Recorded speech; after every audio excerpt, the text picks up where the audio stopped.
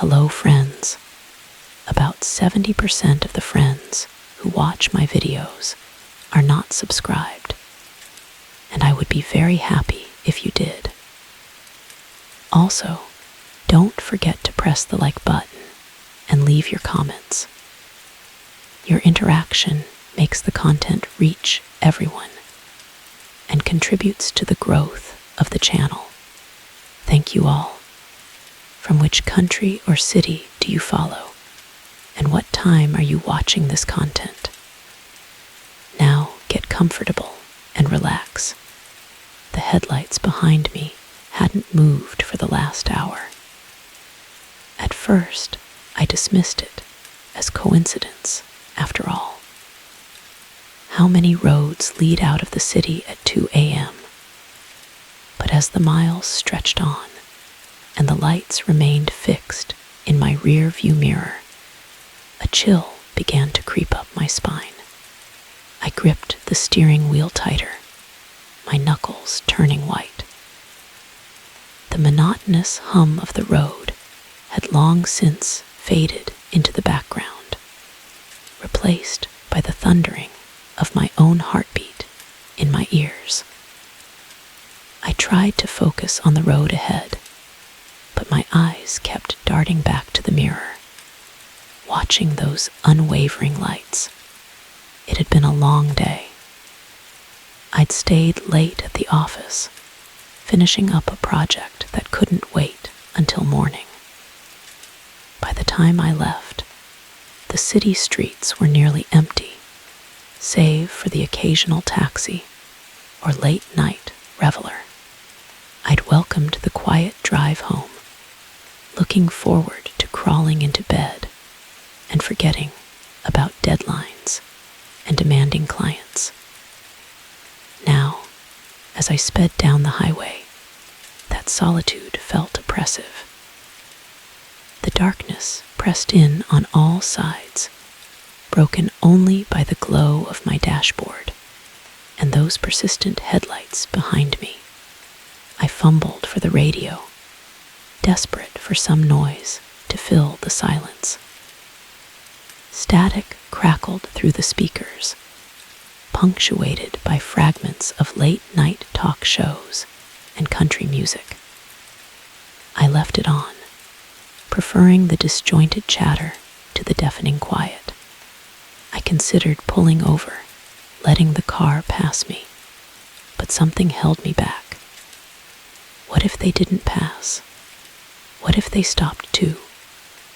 The thought sent a fresh wave of panic through me, and I pressed down harder on the accelerator. The speedometer crept up, 70, 75, 80 miles per hour. The headlights kept pace effortlessly. My hands were slick with sweat now, slipping on the wheel as I took a curve too fast.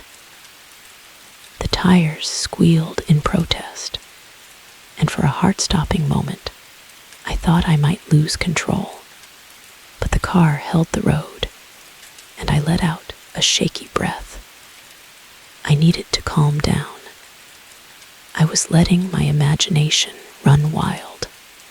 There was a perfectly reasonable explanation for this. Maybe they were just heading to the same place I was. Maybe they were as scared of me as I was of them. Maybe a flash of red and blue in my rearview mirror cut through my rationalizations. My stomach dropped. It wasn't just a car behind me.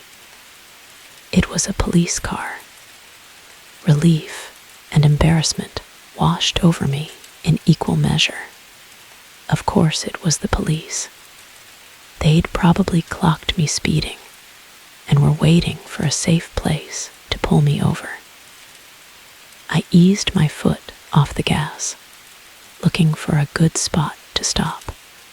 Up ahead, I saw a sign for a rest area. Perfect. I'd pull in there, take my ticket, and be on my way. This whole ordeal would make for a funny story tomorrow. The rest area was deserted when I pulled in, my tires crunching on the gravel. I parked near the entrance bus under the harsh glow of a flickering streetlight. In my mirror, I watched the police car pull in behind me, blocking my exit. I took a deep breath, reaching for my license and registration. But the police car door didn't open. The light stayed on, casting eerie shadows across the empty lot. I waited, my heart rate picking up again. Why weren't they getting out? I turned in my seat, trying to get a better look. That's when I saw it. Or rather, didn't see it. There was no one in the driver's seat of police car. The cab was empty. Ice flooded my veins. This wasn't possible. I blinked hard, sure I must be seeing things. But when I opened my eyes, the scene remained unchanged. An empty police car, lights flashing, blocking my only way out. My mind raced, trying to make sense of what I was seeing. Had the officer gotten out without me noticing? Were they approaching my car now? I scanned the area, but saw no movement in the shadows. I reached for my phone with trembling hands, ready to call for help. But as the screen lit up, my heart sank. No signal. Of course, I was miles from anywhere, alone in a deserted rest stop with a ghost car. A sound to my left made me jump. I whipped my head around, searching for the source. There, at the edge of the light, I saw a figure, tall, broad-shouldered, dressed in what looked like a police uniform. Relief flooded through me. There was an officer after all. This was all just a misunderstanding. I rolled down my window, ready to explain myself. But as the figure stepped closer, the words died in my throat. This was no police officer. The uniform was right, but everything else was wrong. The face was hidden in shadow, but I could see that the proportions were off. The arms were too long, the gait too jerky and unnatural. I fumbled for the window control, desperate to close it. But before I could, a hand shot out, gripping the frame.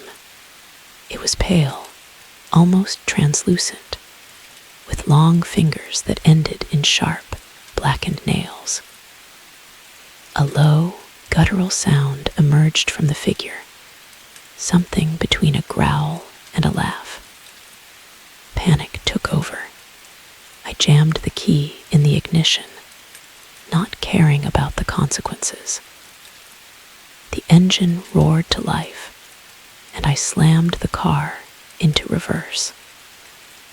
The tires spun on the gravel, kicking up stones. The hand on my window tightened, leaving deep scratches in the paint. For a terrifying moment, I thought I was stuck. But then the tires found purchase, and the car shot backward. There was a horrible screech as the creature's hand was torn away from the window. I didn't look to see if I'd hit it. I just kept going, swerving around the empty police car and back onto the highway. I drove like I'd never driven before, pushing my old sedan to its limits. The speedometer needle trembled past 90, past 100. The world outside became a blur of darkness and scattered lights. I kept expecting to see those flashing lights appear behind me again, but the road remained empty. It wasn't until I saw the familiar skyline of the city that I finally began to slow down. My hands were shaking so badly I could barely keep the wheel straight. Sweat had soaked through my shirt, leaving me chilled in the night air. I pulled into the first 24-hour gas station I saw, parking under the bright fluorescent lights. For a long time, I just sat there, engine idling, trying to process what had happened. Had it been real? Or had I dozed off at the wheel, conjuring up a nightmare from my overtired mind? Slowly, I got out of the car. My legs felt weak, barely able to support me. I walked around to the driver's side, dreading what I might find. And there they were. 4 deep gouges in the paint, right where the window met the door. Undeniable proof that something had tried to get in. I sank to the ground, my back against the car, and let out a sound that was half laugh, half sob. A concerned attendant came out to check on me, probably thinking I was drunk or high. I waved him off, not even knowing how to begin explaining what had happened. When I finally felt steady enough to drive again, I headed straight home. I double-checked every lock, closed every curtain, and huddled under my blankets like a child afraid of the dark. Sleep was out of the question. Every time I closed my eyes, I saw that pale hand reaching for me. As the first light of dawn began to filter through my windows, I made a decision. I called in sick to work, packed a bag, and booked a flight to visit my parents. I needed to get away, to be somewhere familiar and safe, while I figured out what to do next. But as I drove to the airport, constantly checking my mirrors for any sign of pursuit, I knew one thing for certain. I would never drive alone at night again. The darkness held too many secrets, too many things that defied explanation. And somewhere out there, on a lonely stretch of highway, something was waiting for the next unsuspecting driver to come along, unaware of the terror that lurked in the shadows. The experience changed me in ways I'm still trying to understand. I've become hypervigilant, always aware of my surroundings, always looking for potential threats.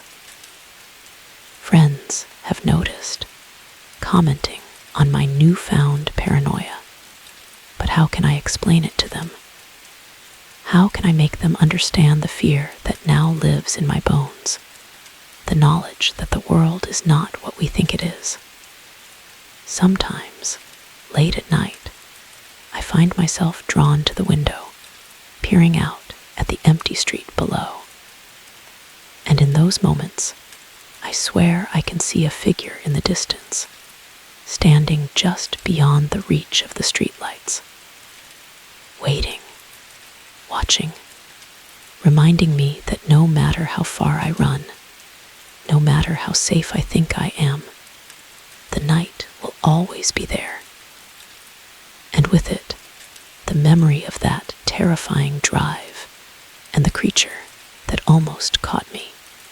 The forest had swallowed the trail an hour ago, but I kept pushing forward.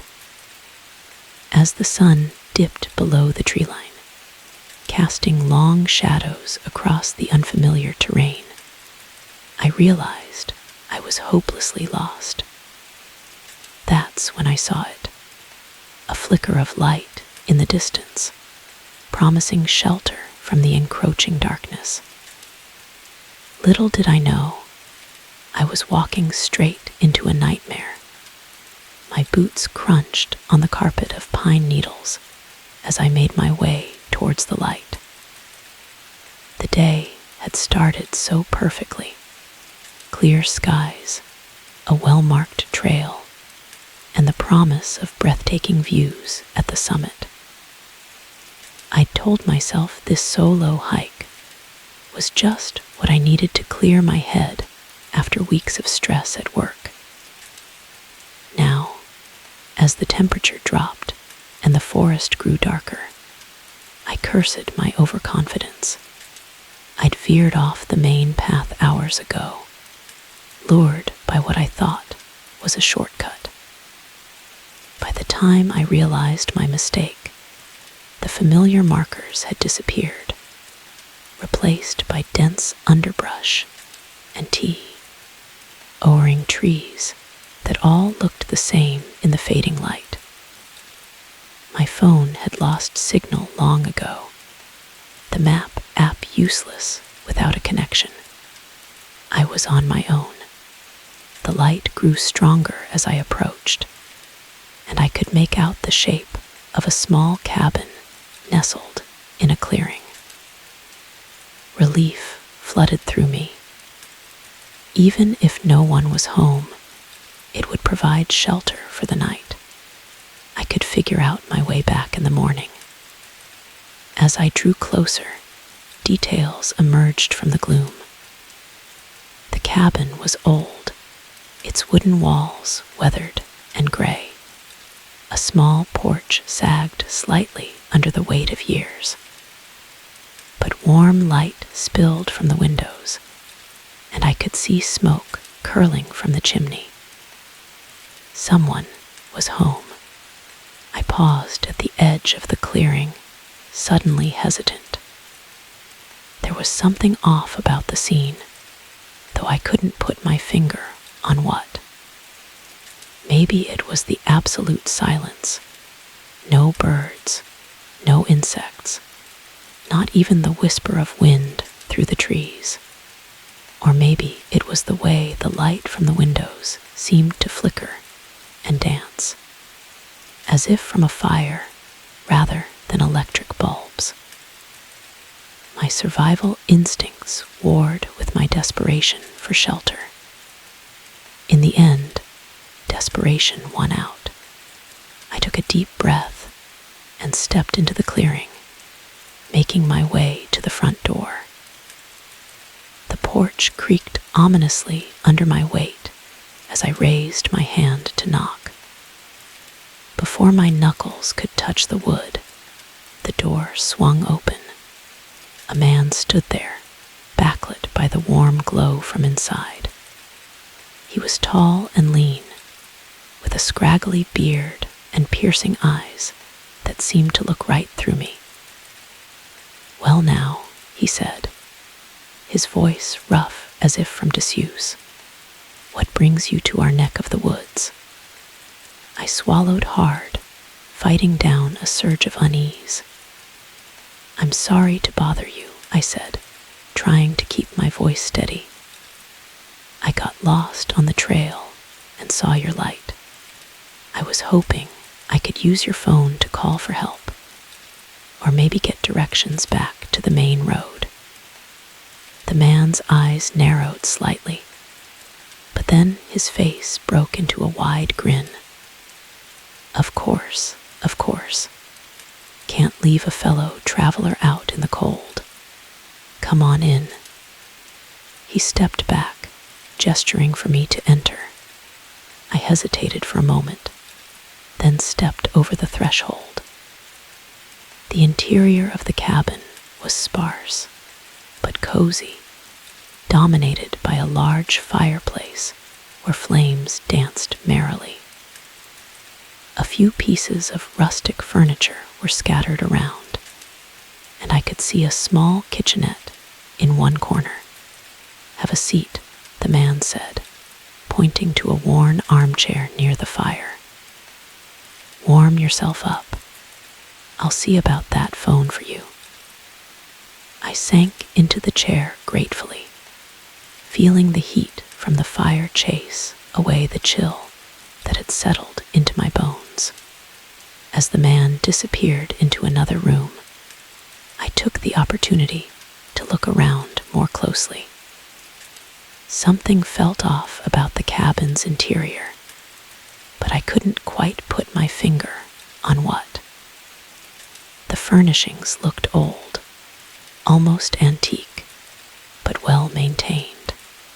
There were no personal touches, though, no photos, no knickknacks, nothing to suggest someone actually lived here. My eyes fell on a small table near the door.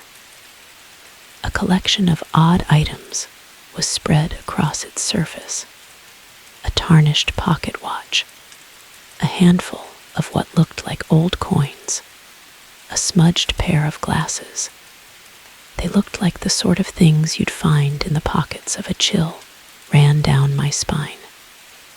One that had nothing to do with the cool night air outside. These were personal effects, but they didn't belong to the cabin's owner. They were trophies. The sound of footsteps made me turn. The man had returned, but he wasn't alone. 2 other figures followed him into the room, both men with the same lean, hungry look as their companion. "No luck with the phone, I'm afraid," the first man said, his tone casual, but his eyes sharp. "Seems the storm last week knocked out the lines. They haven't been repaired yet." I stood up slowly, my heart pounding. "That's okay," I said, fighting to keep my voice level. "If you could just point me in the direction of the main road, I'll be on my way." The 3 men exchanged glances, a silent communication passing between them. Then the first man spoke again, his voice dropping to a low growl. "Now, why would we do that? It's been so long since we've had a guest." I backed away, looking frantically for an escape route. But they had positioned themselves between me and the door. I was trapped. "What do you want?" I asked, hating the tremor in my voice. The man's grin widened, revealing teeth that seemed too sharp, too numerous. "Why? We want you to stay, of course. Forever." They moved with inhuman speed, closing the distance between us in the blink of an eye. I lashed out blindly, my fist connecting with one man's jaw. He stumbled back, more surprised than hurt, and I used the moment of confusion to make a break for it. I dove past them, yanking the door open and plunging into the night. Behind me, I could hear shouts of anger, followed by the sound of pursuit. I ran like I'd never run before, branches whipping at my face, roots threatening to trip me with every step. I had no idea where I was going, no plan beyond putting as much distance between myself and that cabin as possible. The forest was pitch black now, the trees looming like silent sentinels on all sides. More than once I stumbled, only to scramble back to my feet and keep running. The sounds of pursuit grew fainter, but I didn't slow down. My lungs burned, my legs ached, but terror kept me moving. I ran until I couldn't run anymore, finally collapsing against a tree, gulping in great lungfuls of air. As my racing heart began to slow, I strained my ears for any sign that I was still being followed. The forest was silent, save for the pounding of blood in my ears. Had I lost them, or were they out there still, watching, waiting? I stayed there for what felt like hours, too afraid to move, too afraid to make a sound. Gradually, the adrenaline began to wear off, leaving me exhausted and shivering in the cool night air. I knew I couldn't stay here. I had to keep moving, had to find my way out of this forest before they found me again. With aching muscles protesting every movement, I pushed myself to my feet. The sky had begun to lighten, the first gray hints of dawn breaking through the canopy above. With the growing light came a surge of hope. I could do this. I could survive this. I picked a direction at random and started walking, keeping my ears tuned for any sound of pursuit. As I walked, my mind raced, trying to make sense of what had happened. Who were those men? What did they want with me? The questions tumbled over each other, each more terrifying than the last. It was mid-morning when I finally broke free of the tree line, stumbling onto a paved road. I nearly wept with relief at the sight. A passing motorist took pity on me, giving me a ride to the nearest town, where I immediately went to the police. They listened to my story with skeptical expressions, but agreed to send a team to investigate the cabin. They came back empty-handed. There was no cabin, they said, no clearing, no sign that anyone had lived in that part of the forest for decades. I've tried to put that night behind me, to convince myself it was all a stress-induced hallucination. But sometimes, when I close my eyes, I can still see those men, still hear their voices, still feel the terror of being hunted through the dark forest. And sometimes, when I look in the mirror, I swear I can see something in my eyes. Something hungry, something that doesn't belong. And I wonder, did I really escape that night? Or did a part of me stay behind in that cabin, replaced by something else? Something that followed me home from those dark woods. I don't go hiking anymore. I avoid forests altogether. But no matter how far I run, no matter how brightly lit the city streets are, I can't shake the feeling that somewhere out there, in the depths of the wilderness, 3 men are waiting for me to lose my way again, waiting to welcome me home. The first thump from upstairs made me pause the movie. The second sent chills down my spine. By the third, I knew something was terribly wrong in this house. I was supposed to be watching the kids, but now I wasn't sure if they were even in their beds anymore. I'd been babysitting for the Millers for about 6 months now. They were good people, always paid on time, and their kids, Emma, 8, and Liam, 6, were generally well behaved. Tonight was supposed to be like any other night. Mr. and Mrs. Miller had gone out for their monthly date night, leaving me in charge until around midnight. The evening had started normally enough. I'd made mac and cheese for dinner, the kids' favorite, supervised bath time, and then tucked them into bed with a story. By 9 p.m., the house was quiet, and I'd settled onto the couch with some homework and the TV for background noise. That's when I heard it, a soft thump from upstairs, like something heavy falling onto carpet. I muted the TV, listening intently. For a few moments, there was nothing but silence. I was about to chalk it up to my imagination when I heard it again, louder this time. My heart began to race. It could be nothing, I told myself. Maybe one of the kids had gotten up to use the bathroom. Or perhaps it was just the house settling.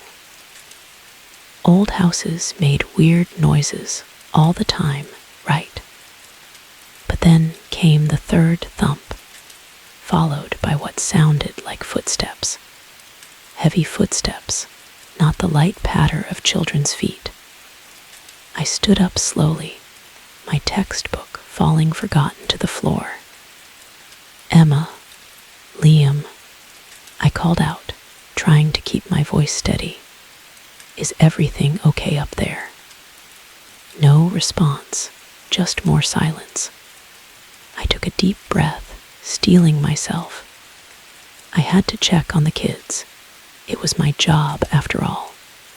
But as I approached the stairs, every instinct screamed at me to run, to get out of the house and call for help. I ignored the voice of fear and began to climb, each step creaking under my weight. The upstairs hallway was dark, shadows stretching ominously from the nightlight plugged into the wall. I made my way to Emma's room first, pushing the door open slowly. "Emma," I whispered, peering into the darkness. My hand fumbled for the light switch, and I blinked as the room was suddenly illuminated. The bed was empty, covers thrown back as if she'd left in a hurry. My breath caught in my throat as I noticed her favorite stuffed animal, a worn teddy bear she never slept without, lying on the floor. Panic rising, I rushed to Liam's room next door. The scene was the same, an empty bed, rumpled sheets. No sign of the little boy who should have been sleeping soundly. "Emma, Liam," I called out, no longer caring about keeping quiet. "Where are you?" The house remained silent, mocking my growing fear. I checked the bathroom, finding it empty, then the guest room, the closets, even under the beds. Nothing. As I stood in the hallway, trying to figure out what to do next, I heard another noise. This time it was coming from downstairs. A soft, scraping sound, like furniture being moved.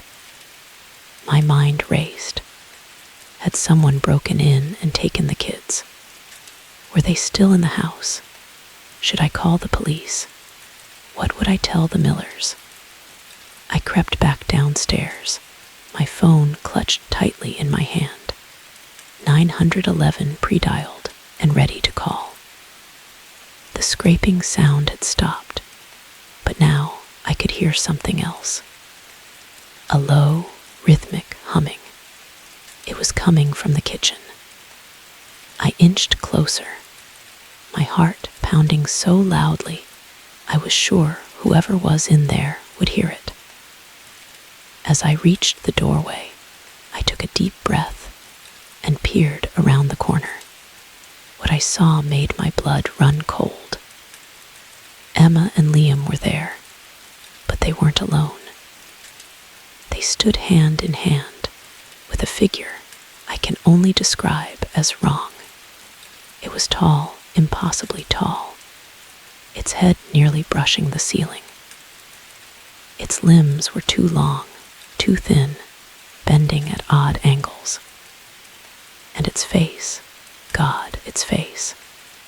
Where features should have been, there was only smooth, pale skin, interrupted by a wide, tooth-filled grin that stretched from ear to ear. The creature was swaying gently, humming that eerie tune, and the children swayed with it, their eyes glassy and unfocused. I must have made a sound, a gasp, a whimper, I'm not sure, because suddenly that featureless face turned towards me. The grin widened, if that was even possible, and it raised one long-fingered hand in a grotesque parody of a wave. I ran.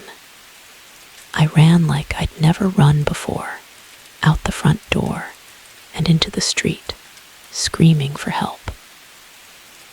Lights came on in neighboring houses, curious and concerned faces appearing in windows.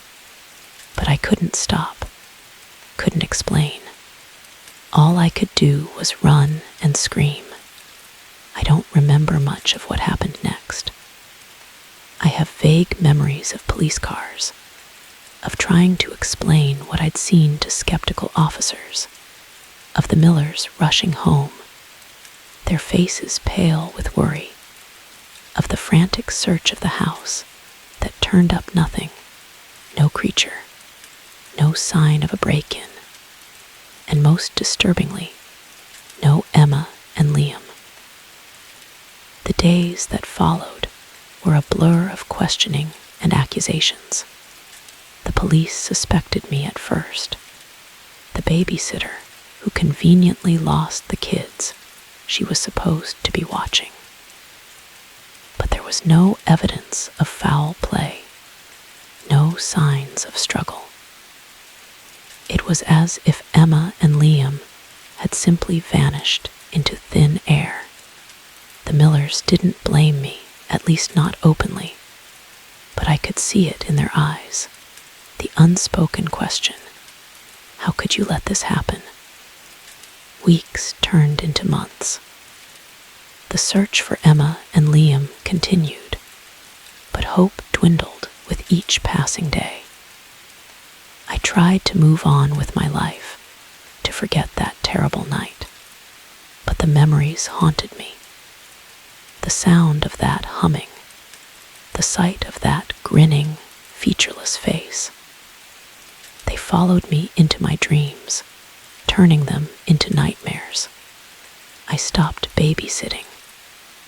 I couldn't bear the thought of being responsible for someone else's children, not after what had happened.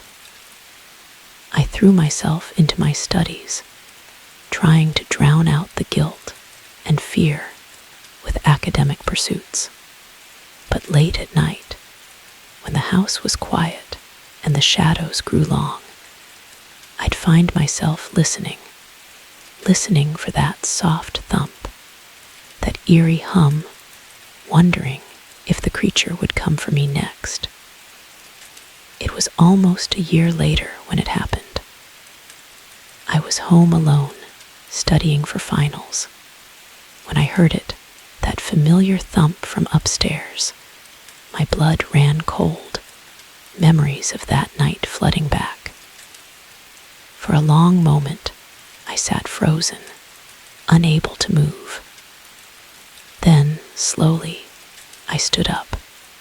I knew I should run, should call for help. But a part of me needed to know, needed to see. I climbed the stairs, each step feeling like it took an eternity. The upstairs hallway was dark, just like that night. But this time, there was a faint glow coming from under my bedroom door. With a trembling hand, I reached for the doorknob. I hesitated for a moment, then steeled myself and pushed the door open. There, in the center of my room, stood Emma and Liam. They looked exactly as they had a year ago, not a day older. And behind them, its long arms draped over the shoulders, was the creature. It raised its head as I entered, that terrible grin spreading across its featureless face. And then, in a voice that seemed to bypass my ears and speak directly into my mind, it said, we've been waiting for you. It's time to come home." Emma and Liam turned to me, their eyes still glassy and unfocused. They reached out their hands, inviting me to join them. And despite every instinct screaming at me to run, to fight, to do anything but give in, I felt my feet moving forward.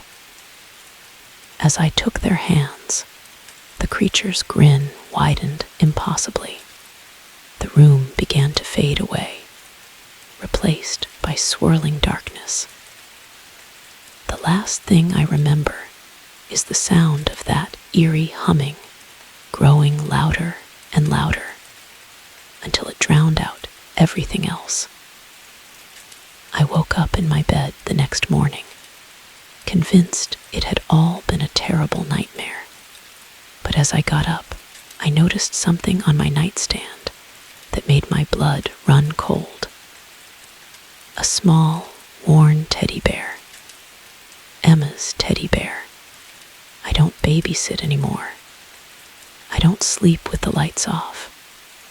And every night I lie awake, listening for that soft thump, that eerie hum, wondering when the creature will return. Wondering if, next time, I'll have the strength to resist its call. Because deep down, I know the truth. It's not a matter of if, but when. And when it comes, I'm not sure I'll be able to say no. The first sign of trouble was the too wide smile of the gas station attendant. The second was the way the entire town seemed to go quiet as we drove through. By the time we realized something was terribly wrong, it was already too late to leave. My wife and Sarah and I had been on the road for hours.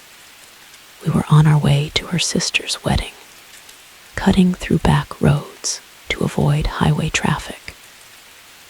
It had been Sarah's idea, a chance to see some of the country's hidden gems, she'd said. Now, as our car sputtered and died on the outskirts of a town I couldn't even name, I was beginning to regret agreeing to her plan.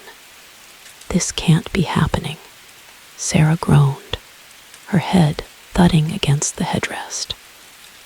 "We're going to miss the rehearsal dinner." I tried to start the car again, but the engine just wheezed pathetically. "Let's not panic," I said, trying to sound more confident than I felt. "There's a town just up ahead. We'll get some help and be back on the road in no time." Sarah didn't look convinced, but she nodded. We got out and started pushing the car towards the town.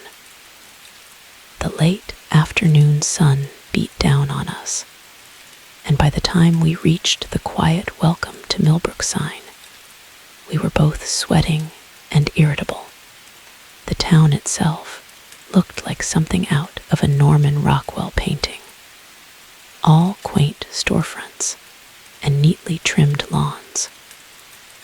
But there was something off about it. The streets were empty, despite it being barely past 5 p.m. The only sound was the crunch of our shoes on the pavement and the distant bark of a dog.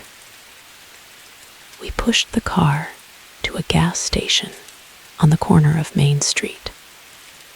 A bell jingled as we entered the attached convenience store, and a man behind the counter looked up. His smile was immediate and wide, too wide, stretching his face in a way that made my skin crawl. "Well, hello there, strangers," he said, his voice overly cheerful. "Welcome to Millbrook. What can I do for you folks today?" I explained about our car trouble, and his grin impossibly widened further. "Oh, that's It's no problem at all. Our town mechanic, old Bill, he can fix anything with an engine. Why don't you folks have a seat, and I'll give him a call." We sat in plastic chairs by the window, watching as the attendant made his call. Outside, I noticed a few people had appeared on the street. They all seemed to be looking our way, their faces bearing the same unsettling smiles as the attendant. "Is it just me?" Sarah whispered.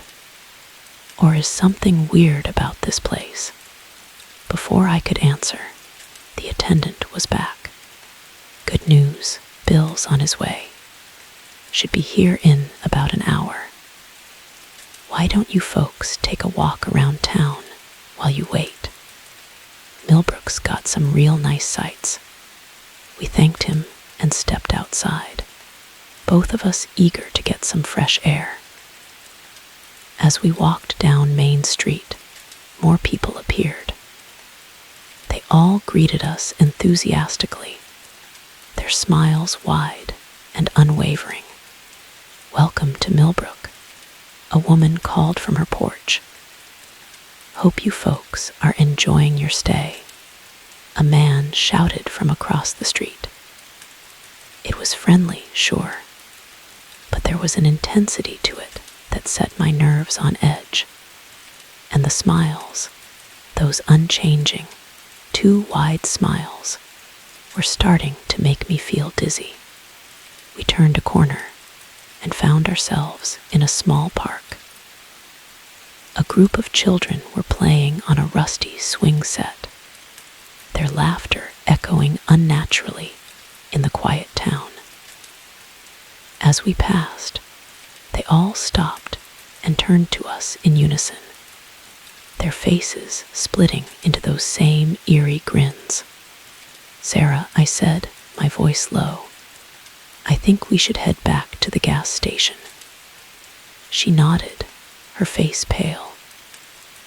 We turned around, only to find our path blocked by a group of townspeople. They were, all smiling, all staring at us with an intensity that made my heart race.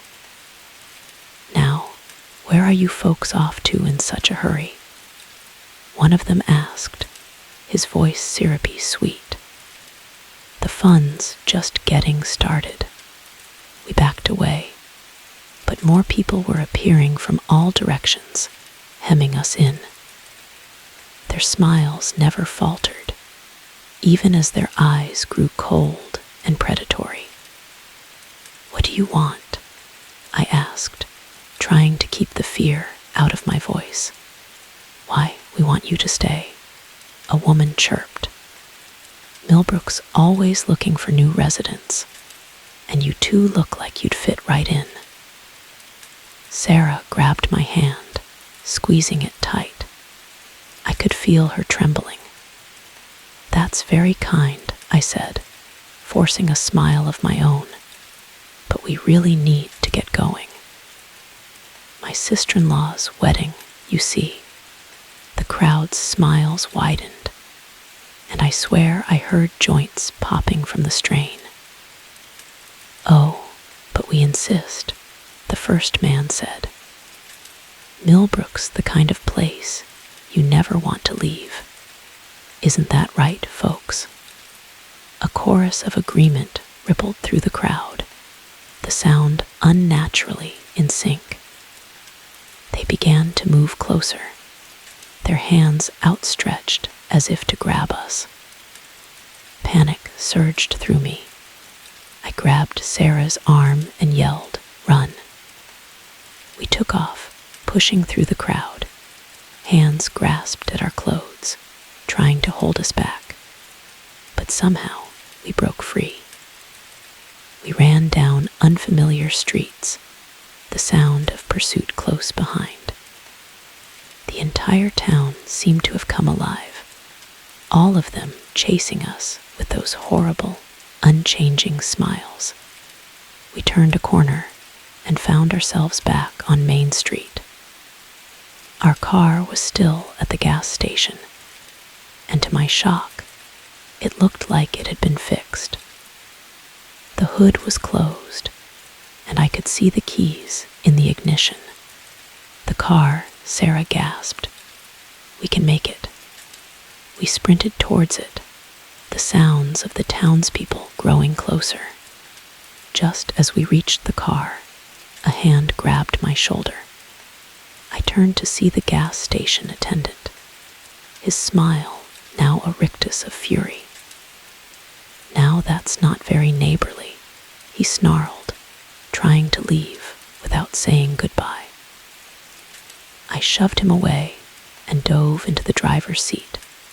Sarah was already in, slamming her door shut. I turned the key, and the engine roared to life. The townspeople had surrounded the car, their hands beating against the windows, those terrible smiles still plastered on their faces. I threw the car into reverse, not caring if I hit anyone. They fell back as I peeled out of the gas station and onto the road. In the rearview mirror, I could see them standing in the middle of the street, watching us go. Their smiles never faltered, even as they grew smaller in the distance. We drove in silence for a long time, both of us too shaken to speak. It wasn't until we passed a sign welcoming us to the next county that Sarah finally spoke. What was that place?" she asked, her voice barely above a whisper. I shook my head, my hands still gripping the steering wheel tightly. "I don't know, and I don't ever want to find out." We made it to her sister's wedding, arriving just as the rehearsal dinner was wrapping up. We made excuses about car trouble, leaving out the details of our experience in Millbrook. Who would believe us anyway? But in the weeks and months that followed, I couldn't shake the memory of those smiles. I'd wake up in a cold sweat, the echo of their two cheerful voices ringing in my ears. Sarah and I would avoid talking about it, but I could see in her eyes that she was haunted by it too. We never took back roads again, sticking to main highways no matter how bad the traffic. And whenever we passed a small town, I'd feel my heart rate pick up, half expecting to see those wide, unnatural smiles greeting us. Sometimes, late at night, I find myself wondering about Millbrook. Is it still there, waiting for unsuspecting travelers? Are there others trapped behind those smiling faces, silently screaming for help? Or was it all some kind of shared hallucination, brought on by heat and stress? But then, I'll catch a glimpse of someone smiling just a bit too widely, or hear a laugh that sounds just a little too cheerful, and I'll feel that same panic rising in my chest, and I'll know deep in my bones that what we experienced was real, that somewhere out there, in the hidden corners of the country, Millbrook is waiting with open arms and wide, unchanging smiles, ready to welcome its next new residents. And I'll drive a little faster, eyes fixed firmly on the road ahead, trying to outrun the memory of a town where everyone smiles, but no one is happy. The first time I caught him staring, I brushed it off as coincidence. The second time, I told myself he was just being neighborly. But by the third time, when I found my favorite mug in the wrong cabinet, I knew something was terribly wrong with the man who had moved in next door. It all started on a crisp autumn morning, the kind where the air smells of fallen leaves and possibility. I was lugging groceries up to my third-floor apartment when I first saw him. He was standing in the doorway of TH, a unit across the hall, watching me struggle with my bags. I offered a polite smile, which he returned after a beat too long. "Just moved in?" I asked, fumbling for my keys. He nodded, his eyes never leaving my face. "Yesterday, I'm Michael." "Nice to meet you, Michael." "I'm Emma," I replied, finally managing to unlock my door. "Welcome to the building." He just stood there, staring, until I closed the door behind me. I chalked it up to social awkwardness and thought nothing more of it. Over the next few weeks, I kept running into Michael. He always seemed to be in the hallway when I left for work or came home. At first, I tried to be friendly, making small talk about the weather or complaining about the temperamental elevator. But his responses were always short, his gaze intense and unwavering. Then I started noticing him outside the building. I'd catch glimpses of him across the street when I went for my morning run.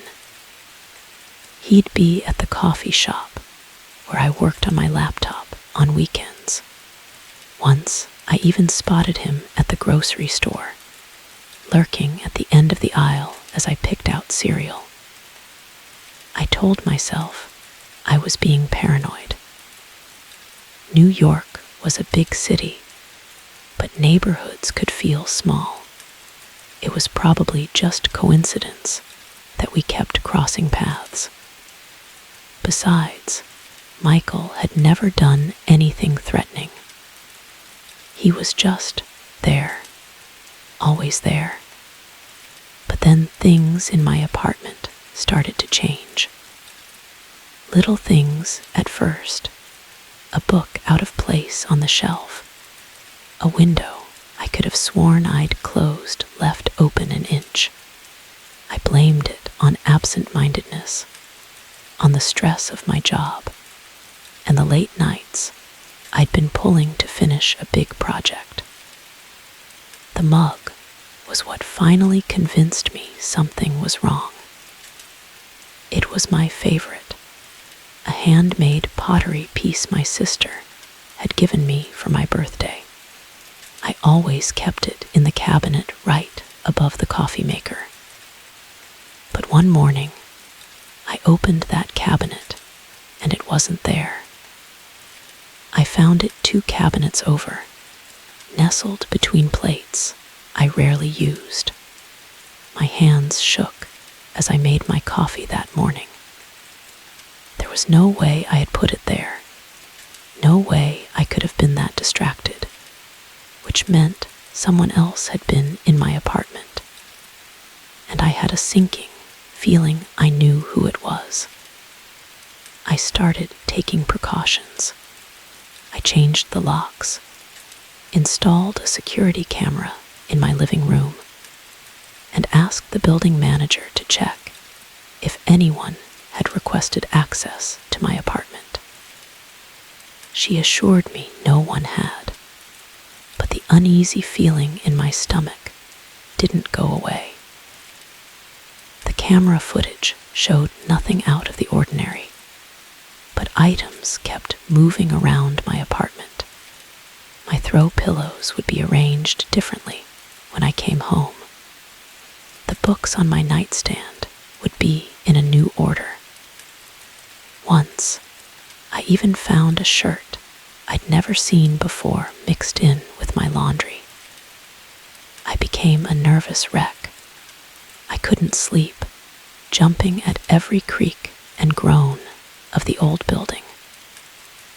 I started staying late at work, dreading the moment I'd have to return home. My friends noticed the change in me, but how could I explain?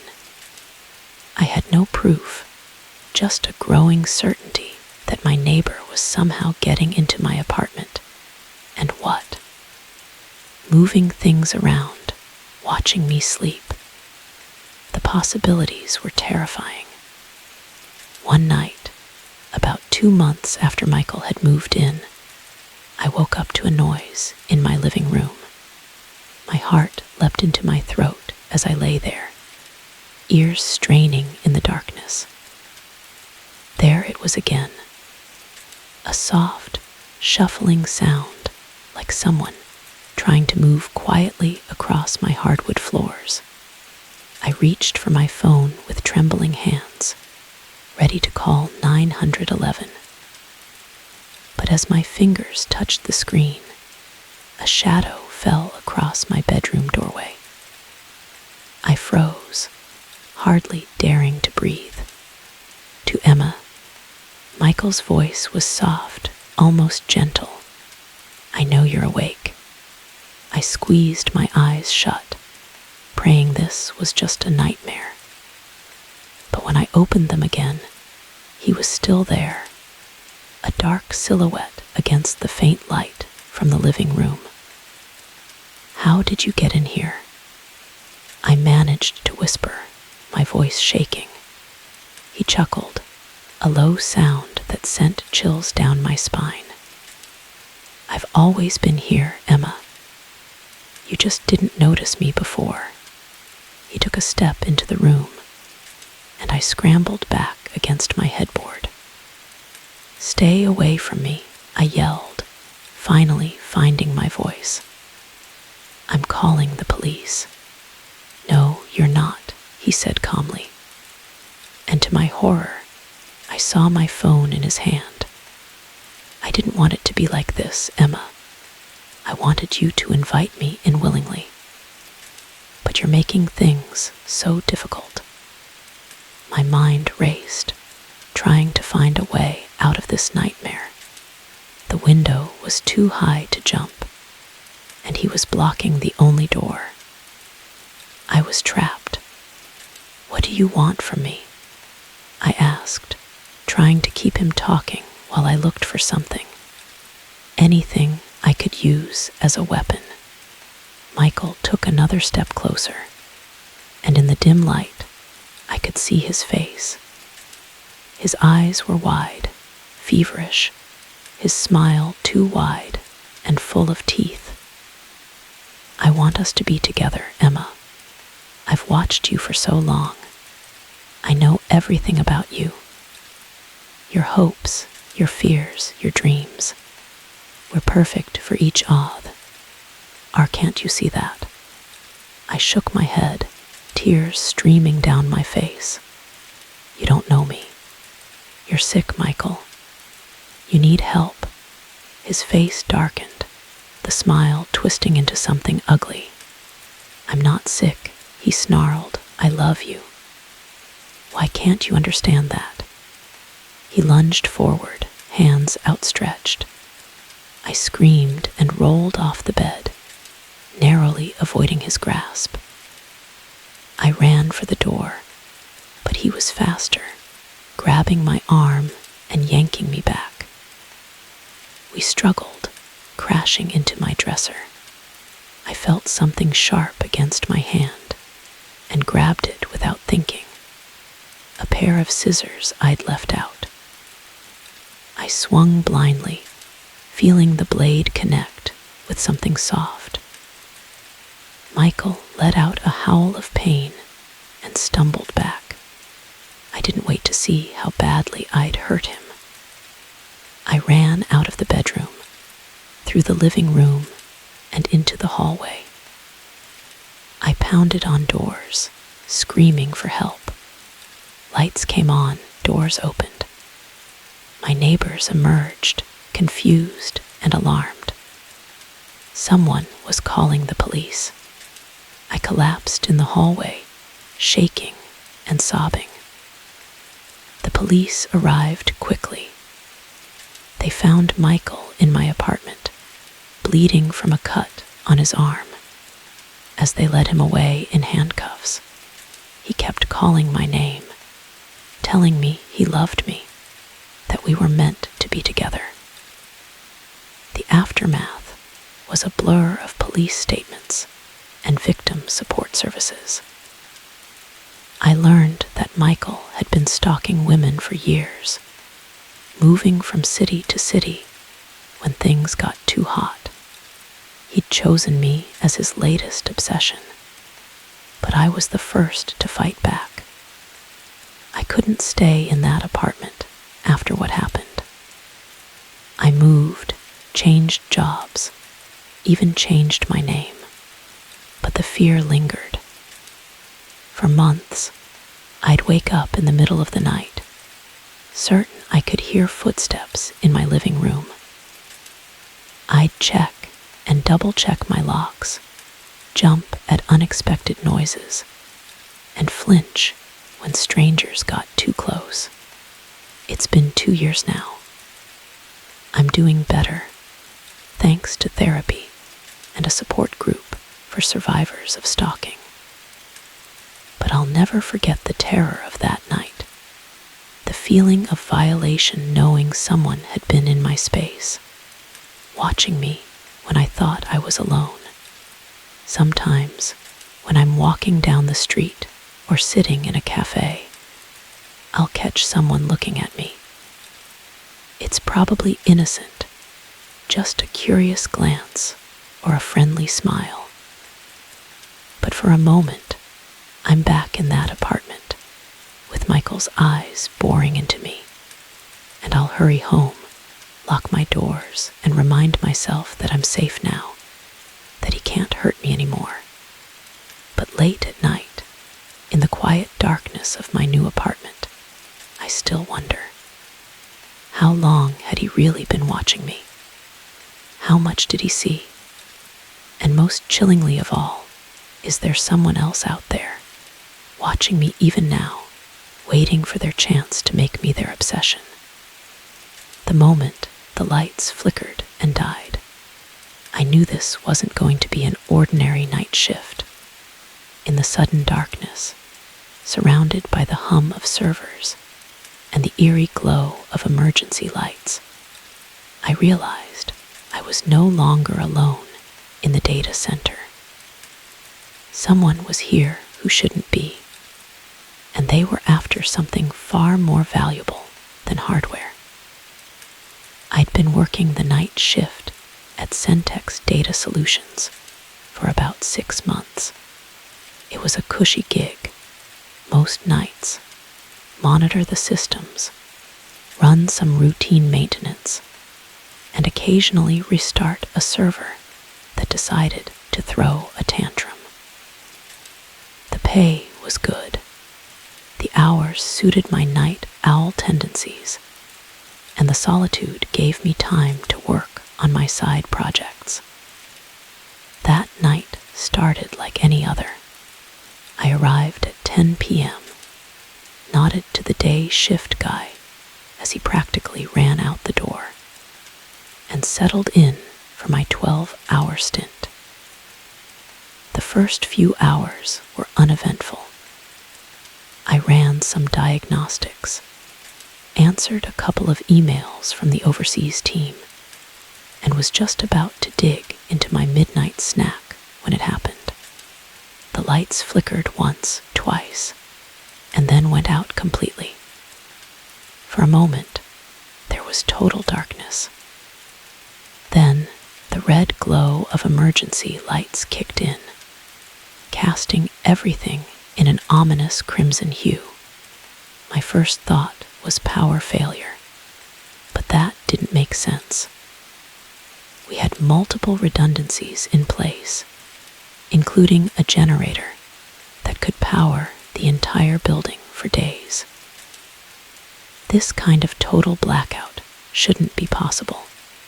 I reached for the phone to call my supervisor, but the line was dead.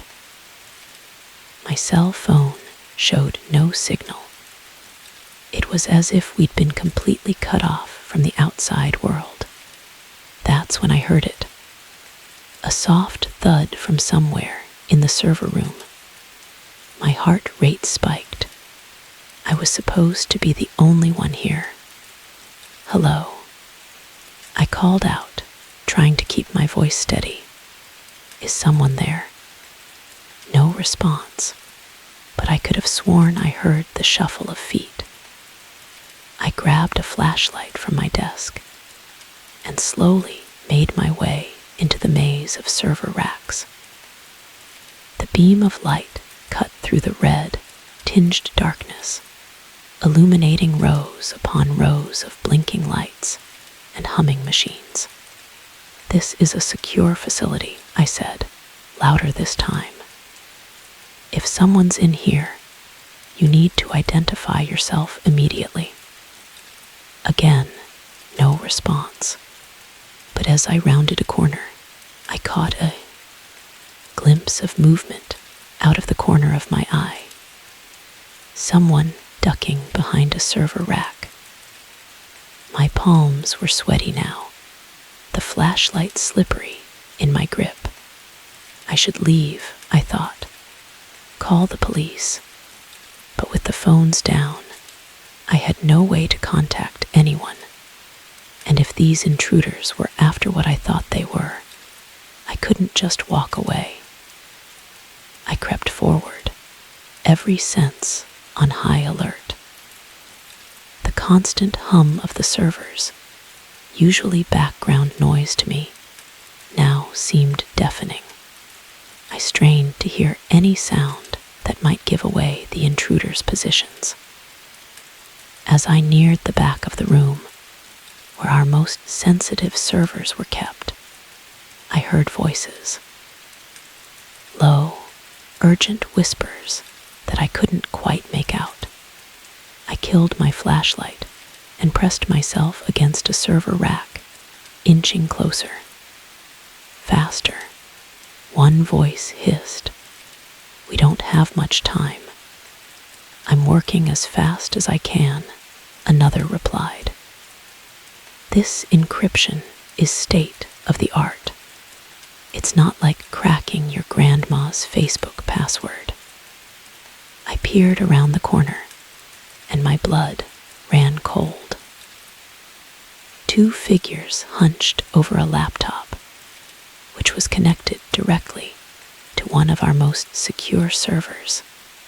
They were dressed all in black, faces obscured by ski masks. This was bad, really bad. That server contained some of our clients.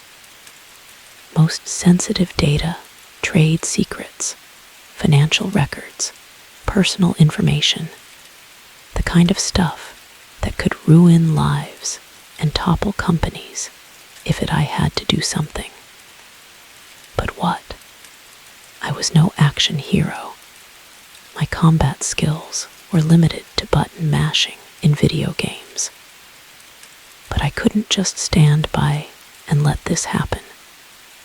Taking a deep breath, I stepped out from my hiding place, step away from the server. I said, trying to sound more confident than I felt. You're trespassing in a secure facility. The two figures whirled around. For a moment, we all just stared at each other, frozen in shock. Then one of them laughed. Well, looks like we missed one. What are you gonna do, tech boy? Call the cops. I swallowed hard. The silent alarm has already been triggered. Police are on their way. It was a bluff, but I hoped they couldn't know that for sure. The two shared a look. He's lying, the one by the laptop said. If the alarm had been triggered, we'd know. Our guy on the inside made sure of that. My heart sank. They had someone on the inside. That explained how they'd gotten past our security. Doesn't matter, the first one said. We're almost done here anyway. turned to me, and I saw the glint of a gun in his hand. As for you, I'm afraid we can't have any witnesses. Time seemed to slow down. I saw his finger tighten on the trigger. In that moment, pure instinct took over. I dove to the side, crashing into a server rack. The gun went off, the sound deafening in the enclosed space. Alarms started blaring. Apparently, gunshots were enough to trigger the system that the hackers thought they'd disabled. Red lights began flashing, adding to the chaos.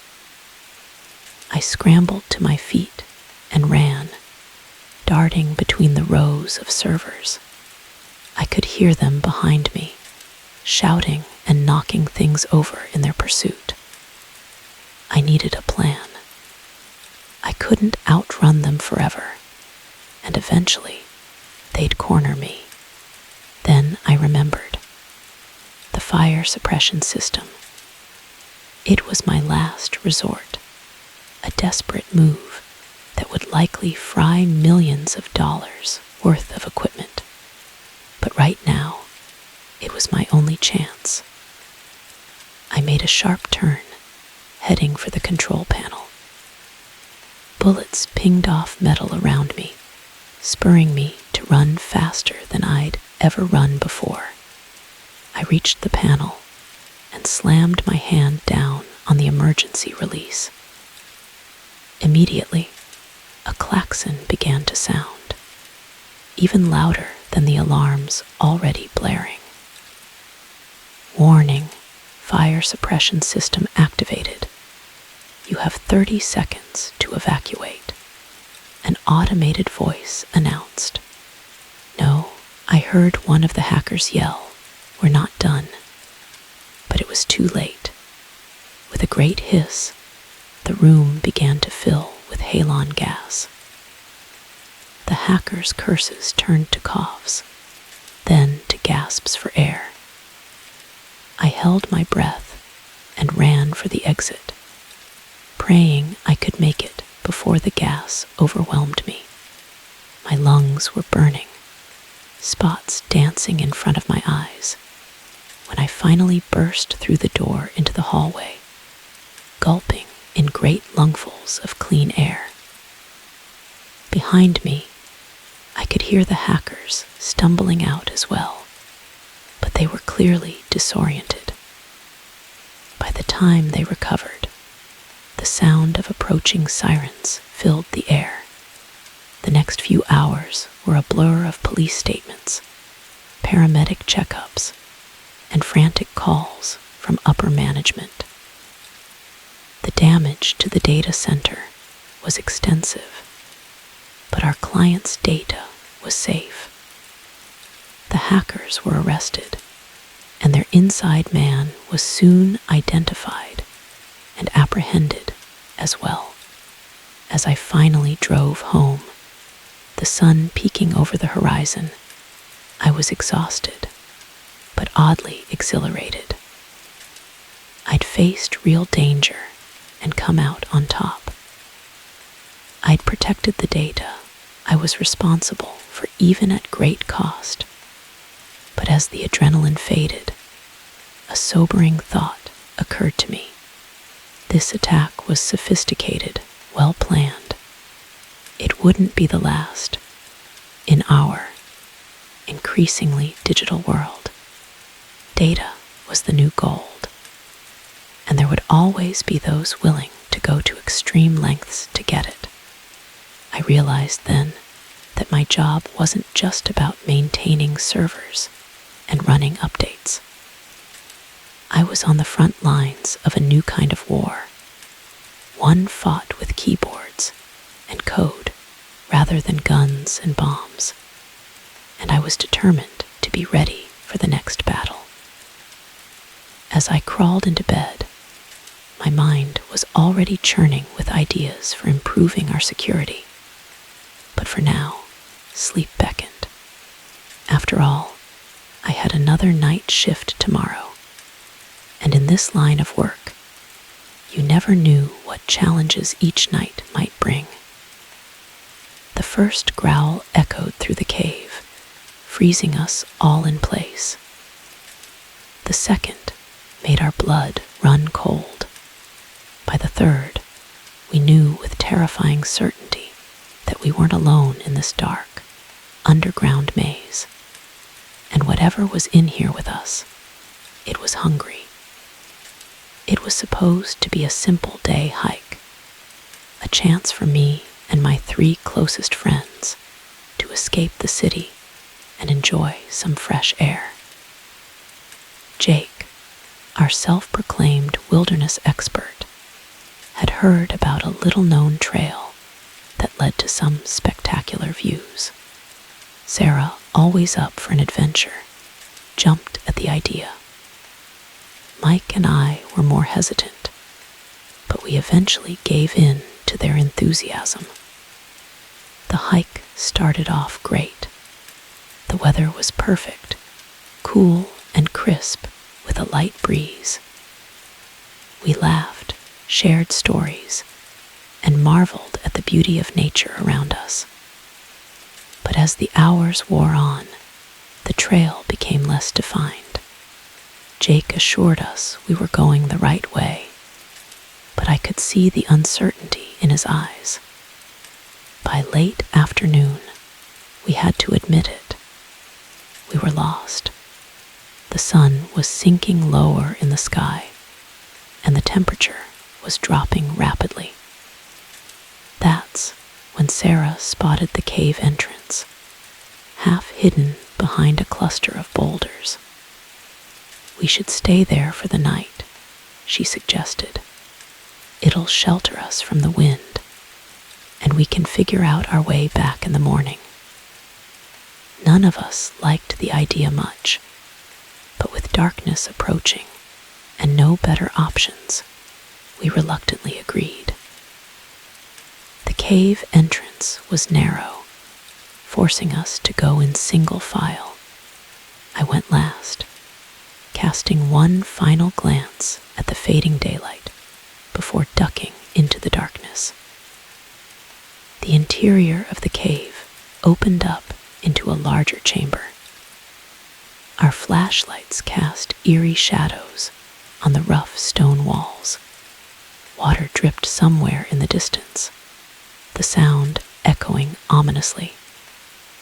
"Well, this is cozy," Mike said, his attempted humor falling flat in the oppressive atmosphere. We set up our makeshift camp, spreading out sleeping bags and dividing up the meager rations we had left. No one felt much like talking. The weight of our situation, lost in a with limited supplies, was starting to sink in. I was just about to suggest we try to get some sleep when we heard it. A low, rumbling growl that seemed to come from the very walls of the cave.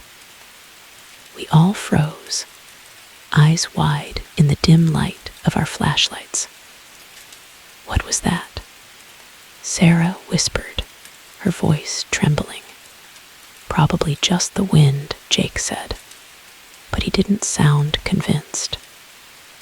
Then we heard it again, louder this time and closer. "That's not the wind," Mike said, scrambling to his feet. "We need to get out of here." But as we turned towards the entrance, another growl came from that direction. Whatever it was between us and our only way out. "There's got to be another way," I said, trying to keep my voice steady.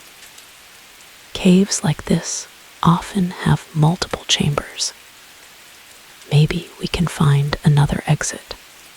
It wasn't much of a plan, but it was all we had. We quickly packed up our things, hands shaking as we stuffed sleeping bags into backpacks. The growls were getting more frequent now, interspersed with the sound of something large moving in the darkness.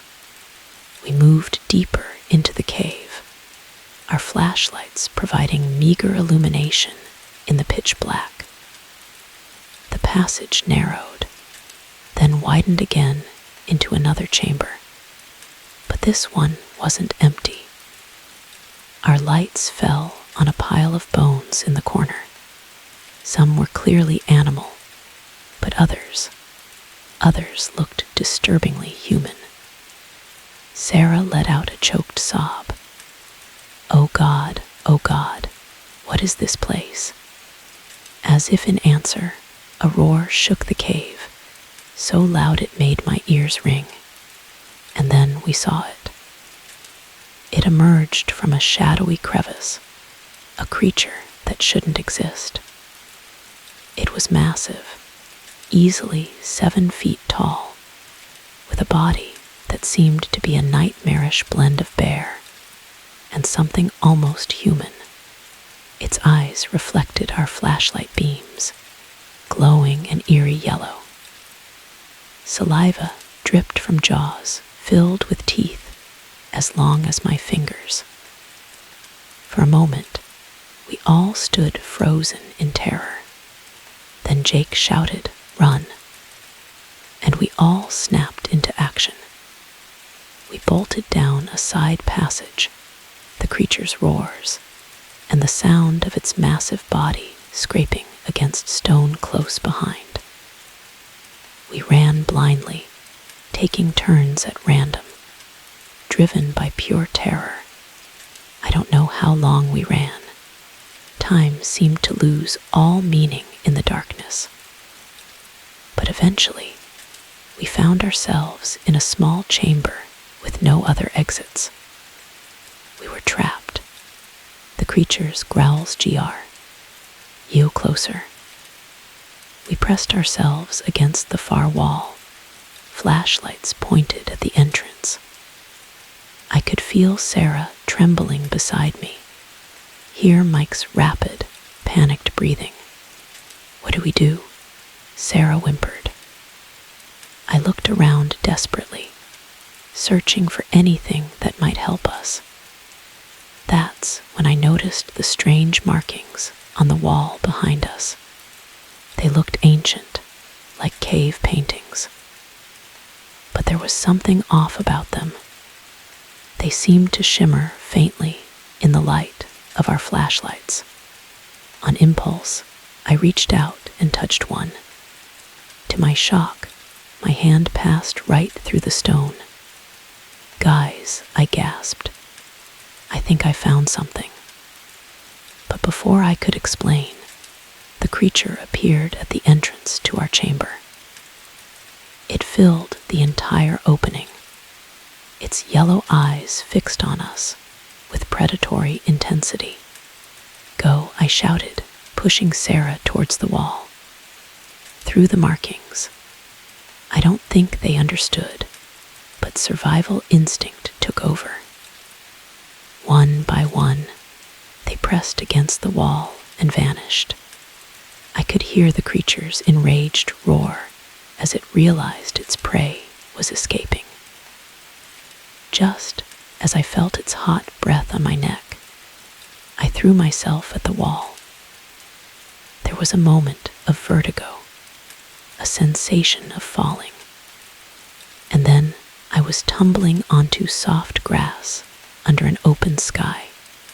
I looked up to see Sarah, Mike, and Jake staring at me with wide eyes. Behind us was a sheer rock face. No sign of a cave entrance, just those same strange, shimmering markings. We were safe, somehow transported out of the cave and back to the surface. But as the adrenaline faded and relief set in, new questions arose. What was that creature? How had we traveled through solid rock? And most troublingly, how many other hikers had stumbled into that cave, never to return? We made our way back to civilization in a daze, our story met with disbelief by the park rangers. They We searched the area we described, but found no cave, no monster, just those strange markings which they dismissed as ordinary rock formations. In the months that followed, we tried to move on with our lives, but the memory of that night in the cave haunted us. We'd seen something that defied explanation, experienced something that challenged everything we thought we knew about reality. I found myself researching cryptozoology, cave systems, even quantum physics, searching for any explanation for what we'd encountered. Sarah threw herself into her work, while Mike turned to religion, finding comfort in faith. Jake, ironically, swore off the outdoors entirely. We don't talk about that night much anymore. It's too unbelievable, too terrifying to put into words. But sometimes, when I'm alone in the dark, I swear I can hear a distant growl, and I wonder about that creature, still lurking in its underground lair, waiting for its next unsuspecting victims. And I think about those markings, that impossible portal that saved our lives. What were they who put them there? Are there others, scattered around the world, waiting to be discovered? I don't have answers, but I know one thing for certain. The next time someone suggests a hike to see some spectacular views, I'm staying home. Some adventures, it turns out, are better left unexplored. The first crack of the window pane sent my heart racing. The second made me realize this wasn't just the wind. By the third, I knew with sickening certainty that someone was trying to break in, and I was alone in a house miles from help. I never should have agreed to house sit for my aunt. Sure, her place was beautiful, a sprawling country home nestled in the rolling hills of Vermont. But it was also isolated, the nearest neighbor a good mile down the winding dirt road. When she'd asked me to stay for a week while she was on vacation, I jumped at the chance for a quiet getaway. Now, as I heard the sound of shattering glass downstairs, I was regretting my decision with every fiber of my being. The day had started normally enough. I'd woken up late, enjoying the luxury of sleeping in without an alarm. I'd made myself a leisurely breakfast, then settled on the porch with a book, basking in the warm summer sun.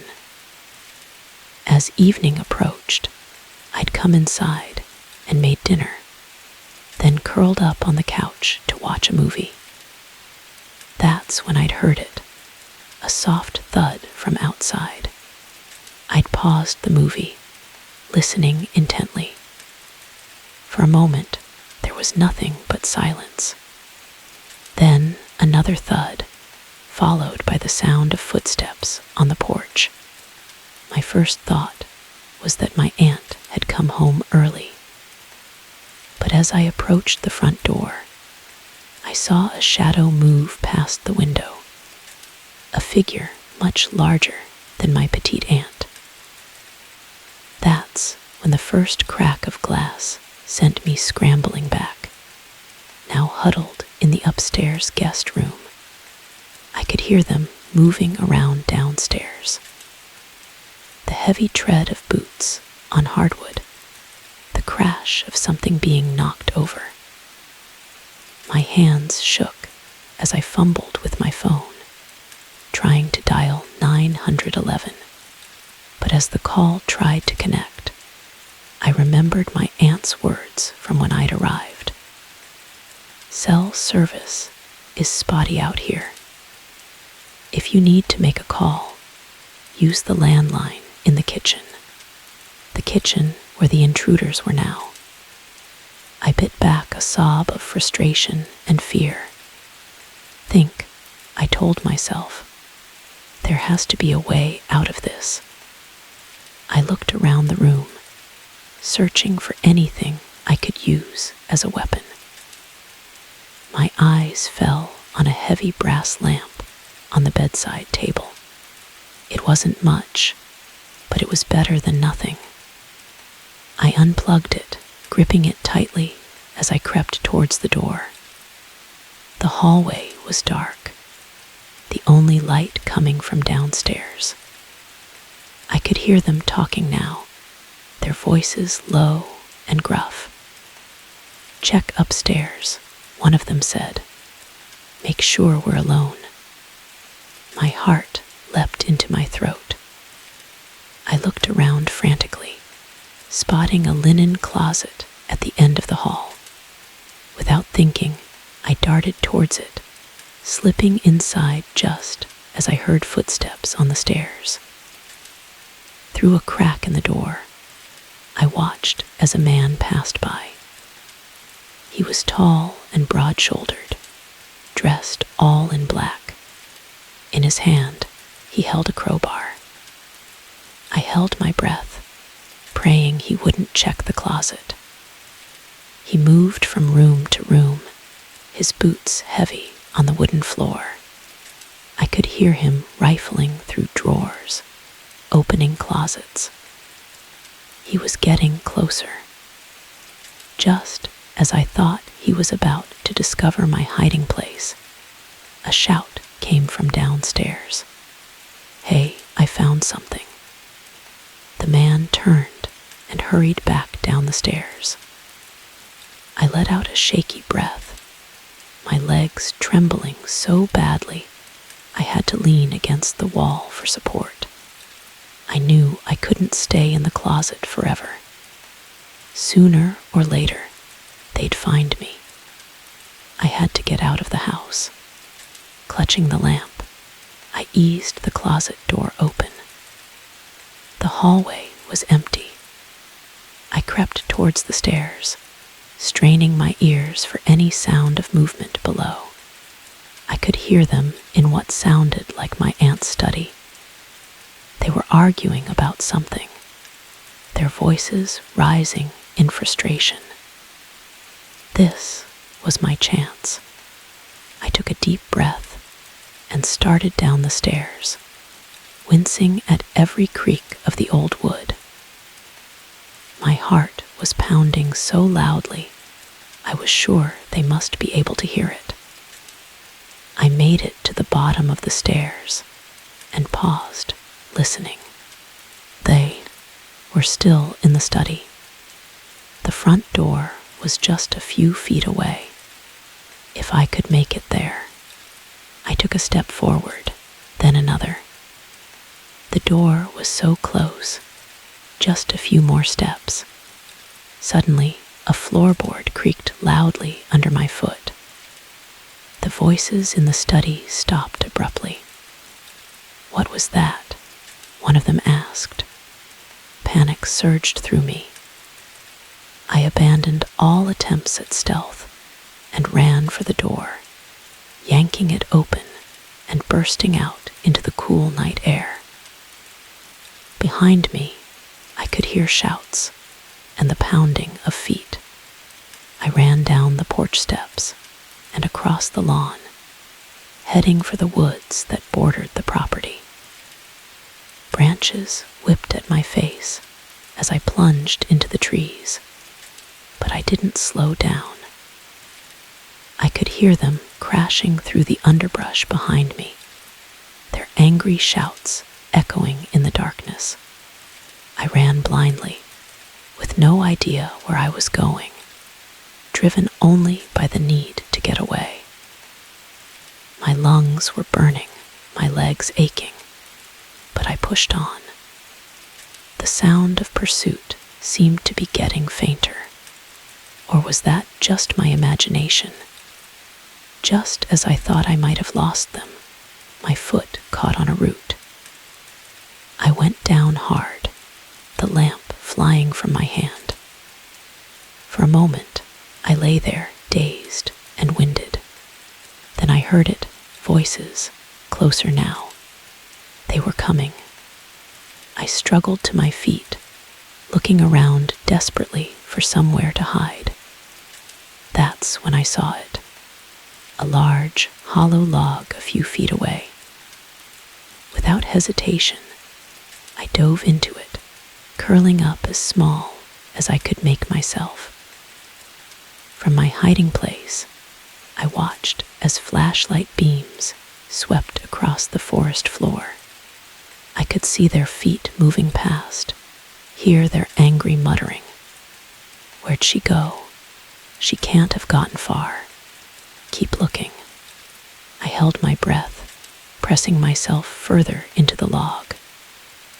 Please, I thought, please don't let them find me. Minutes passed like hours. I could hear them moving around, searching.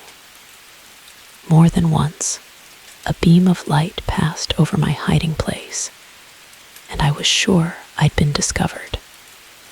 But each time, they moved on.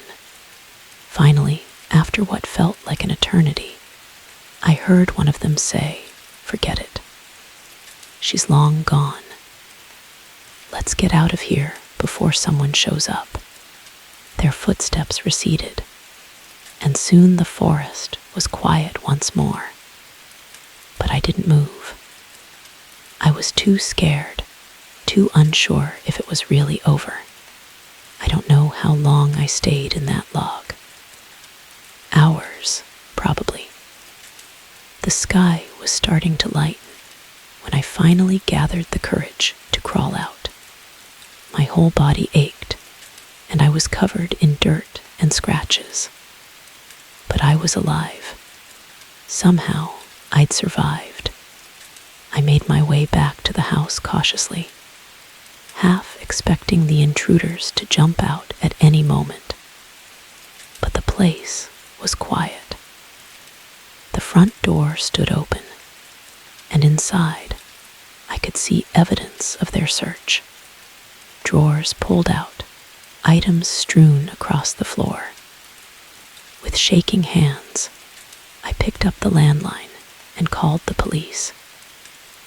They arrived quickly, lights flashing and sirens blaring.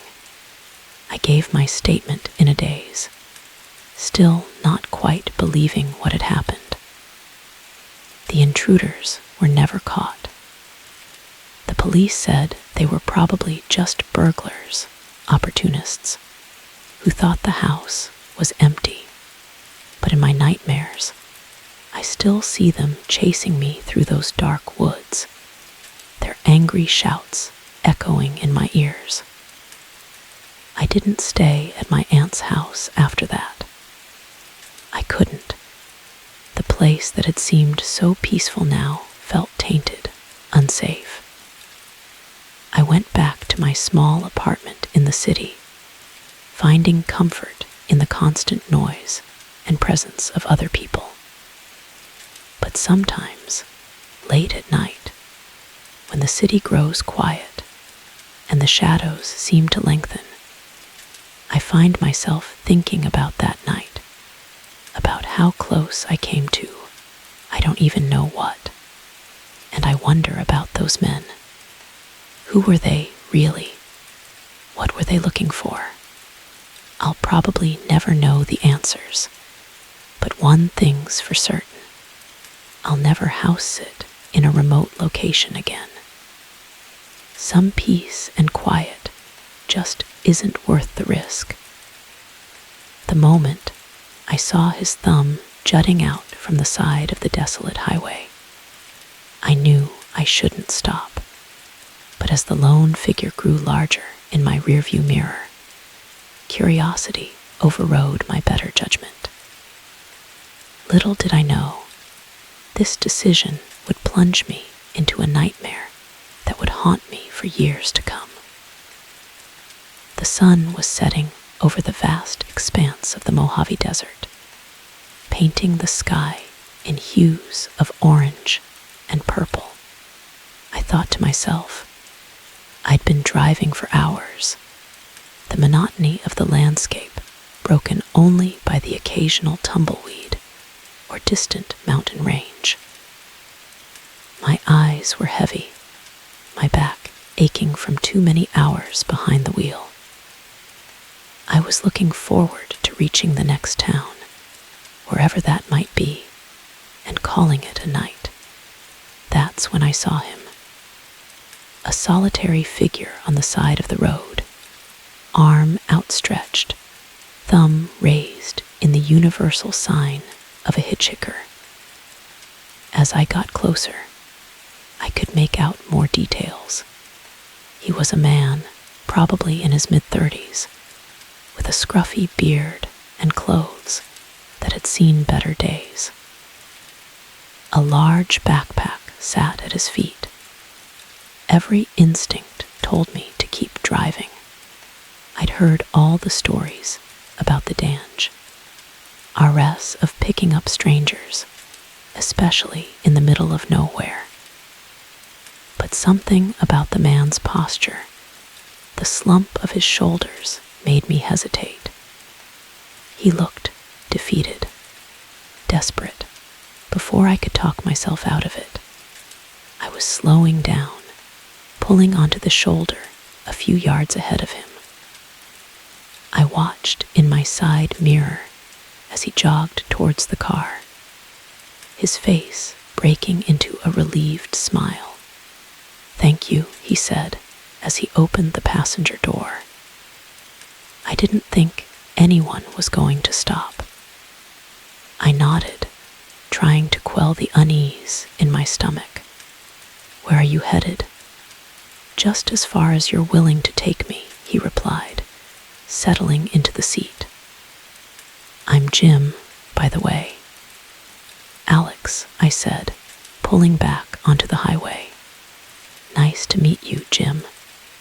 For the first hour or so, everything seemed fine. Jim was quiet but polite, answering my occasional questions with brief responses. He was from back east, he said, trying to make his way to California for a fresh start. I found myself relaxing, thinking maybe I'd been paranoid earlier. As night fell and the desert grew dark around us, Jim began to get more talkative. He asked about me, where I was from, where I was going. I gave him vague answers, still not entirely comfortable with sharing too much personal information. "You ever wonder what it would be like to just disappear?" Jim asked suddenly, his voice taking on a strange edge. To leave everything behind and become someone else entirely. I glanced at him, a chill running down my spine despite the warm night air. "Can't say I have," I replied cautiously. Jim chuckled, but there was no humor in it. "I have. A lot lately." The conversation lulled after that, an uncomfortable silence filling the car. I found myself gripping the steering wheel tighter, my eyes flicking more frequently to the rearview mirror. The road behind us was empty, stretching into darkness. "Mind if I change the radio station?" Jim asked after a while. "Go ahead," I said, grateful for the break in tension. As he leaned forward to fiddle with the dial, I saw something that made my blood run cold. Tucked into the waistband of his jeans, partially hidden by his shirt, was the unmistakable shape of a gun. My mind raced. What had I gotten myself into? Was he a criminal on the run? Was he planning to rob me, or worse? I tried to keep my voice steady as I spoke. "So, Jim, where exactly in California are you headed?" He turned to me, his eyes narrowing slightly. I thought I said I didn't have a specific destination. Right, sorry, I mumbled, cursing myself for the slip-up. I must have misheard. Jim was watching me now, his earlier friendliness replaced by something harder, more calculating. I could feel sweat beating on my forehead, my heart pounding in my chest. "You seem nervous, Alex," he said, his voice low. "Everything okay?" I nodded, perhaps a bit too enthusiastically. "Yeah, fine. Just tired, I guess. Been driving a long time." "Maybe we should pull over," Jim suggested. "Take a break." "No," I said quickly, then tried to recover. "I mean, I'm okay. There's a town coming up soon, I think. We can stop there." Jim didn't respond, but I could feel his eyes on me. The silence in the car was oppressive, broken only by the hum of the engine and the occasional static from the radio. I was trying to figure out what to do when I saw it. A sign for a rest stop just a mile ahead. It wasn't ideal, but it was something. Maybe I could find a way to get help, or at least get away from Jim. "I'm going to pull into this rest stop," I announced, trying to sound casual. "Need to use the restroom." Jim nodded slowly. All right, I pulled into the rest stop, my mind whirling with half-formed plans. There were a few other cars parked there, which gave me a small measure of comfort. As soon as I stopped the car, I unbuckled my seatbelt and reached for the door handle. "Alex," Jim said, his voice stopping me cold. "I wouldn't do that if I were you." I turned to find the gun in his hand, pointed directly at me. My heart felt like it might burst out of my chest. "Jim," I said, my voice shaking, "you don't have to do this. Whatever you're running from, shut up." He snapped. "Start the car, we're leaving." "Please," I begged. "Just take the car, you don't need me." His laugh was cold, humorless. "Oh, but I do. See, you're my insurance policy. As long as I have you, no one's going to look too closely at me. We're just two friends on a road trip, right?" With trembling hands, I started the car. As we pulled out of rest stop, I saw a family returning to their minivan. I wanted to scream, to honk the horn, to do something to get their attention. But the cold press of the gun against my ribs kept me silent. We drove through the night, Jim directing me onto smaller and smaller roads. I lost track of where we were, each mile taking us further from safety, further from any hope of rescue.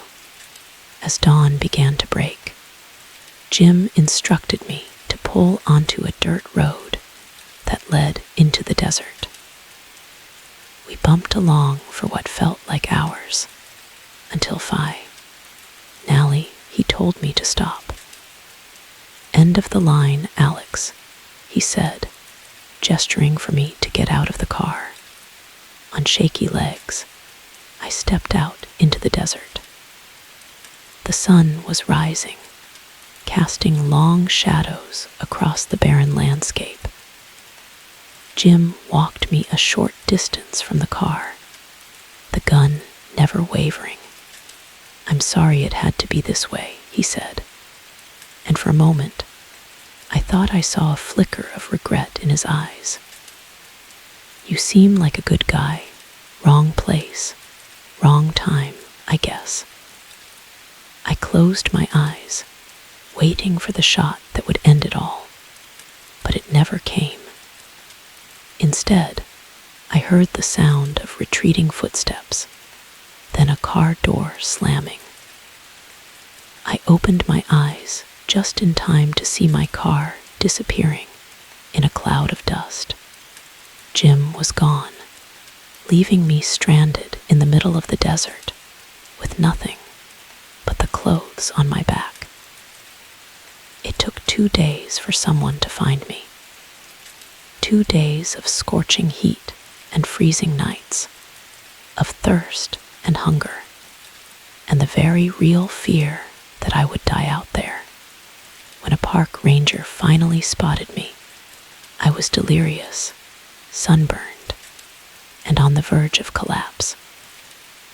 The police never found Jim or my car.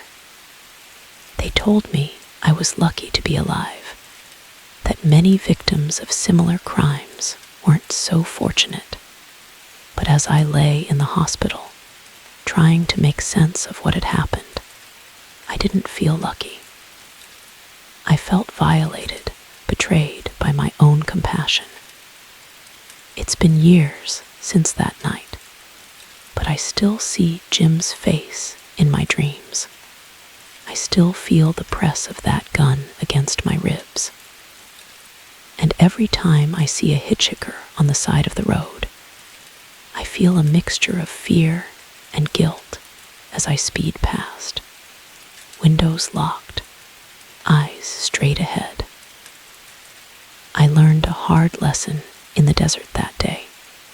Sometimes the most dangerous predators are the ones that look just like us, the ones that prey on our kindness, our empathy. And sometimes the choice to help a stranger can lead us down a road from which there's no turning back. The first night in our new house, I heard footsteps when everyone else was asleep. The second night, I found a door that hadn't been there before. By the third night, I knew with chilling certainty that we weren't alone in this place, and whatever was sharing our home didn't want us here. We'd been so excited about the move.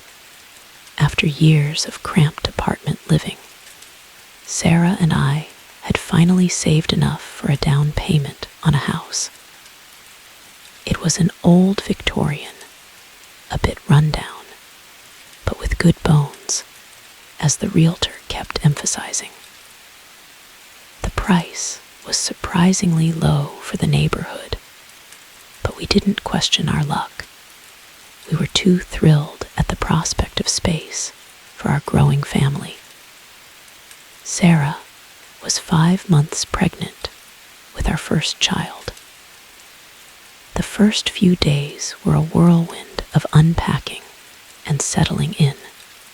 The house creaked and groaned, but we chalked it up to its age. It's just settling, I'd tell Sarah when she mentioned hearing odd noises at night.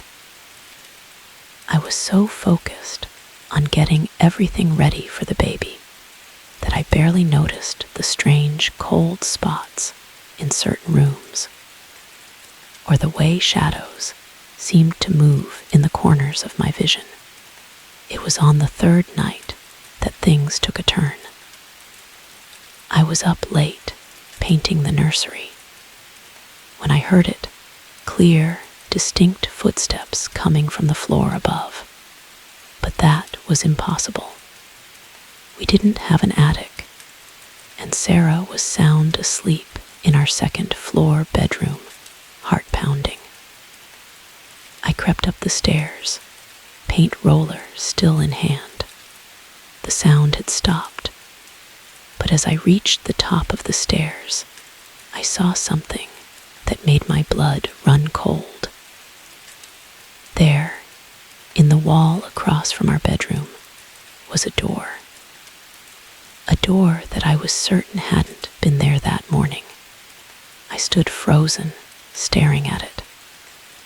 It was old, the wood dark with age, with an ornate brass knob that seemed to gleam in the dim light. Every instinct screamed at me to turn around, to go back downstairs, and pretend I'd never seen it. But curiosity, that damned human trait, propelled me forward. My hand shook as I reached for the knob. It was ice cold to the touch, sending a shiver down my spine. I took a deep breath and turned it slowly. The door opened with a creak that seemed to echo through the silent house. Beyond it was darkness, thick and impenetrable. The beam of my phone's flashlight barely seemed to make a dent in it.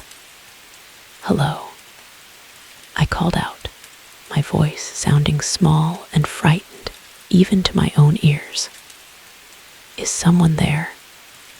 No response, just that oppressive silence. I took a tentative step forward, then another. The floorboards groaned under my weight.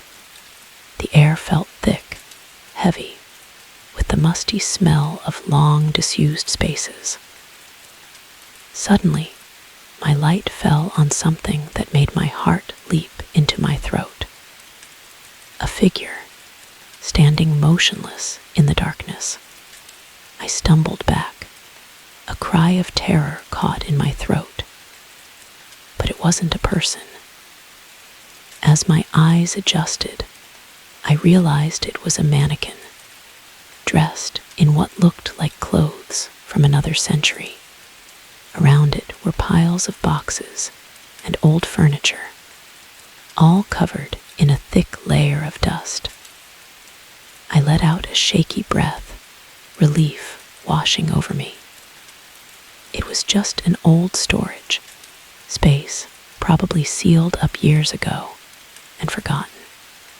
Nothing sinister, nothing supernatural, just an oddity in an old house.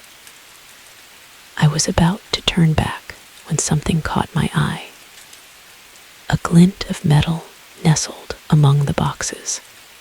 Curiosity got the better of me once again, and I moved closer to investigate. It was a locket, tarnished with age, but still beautiful.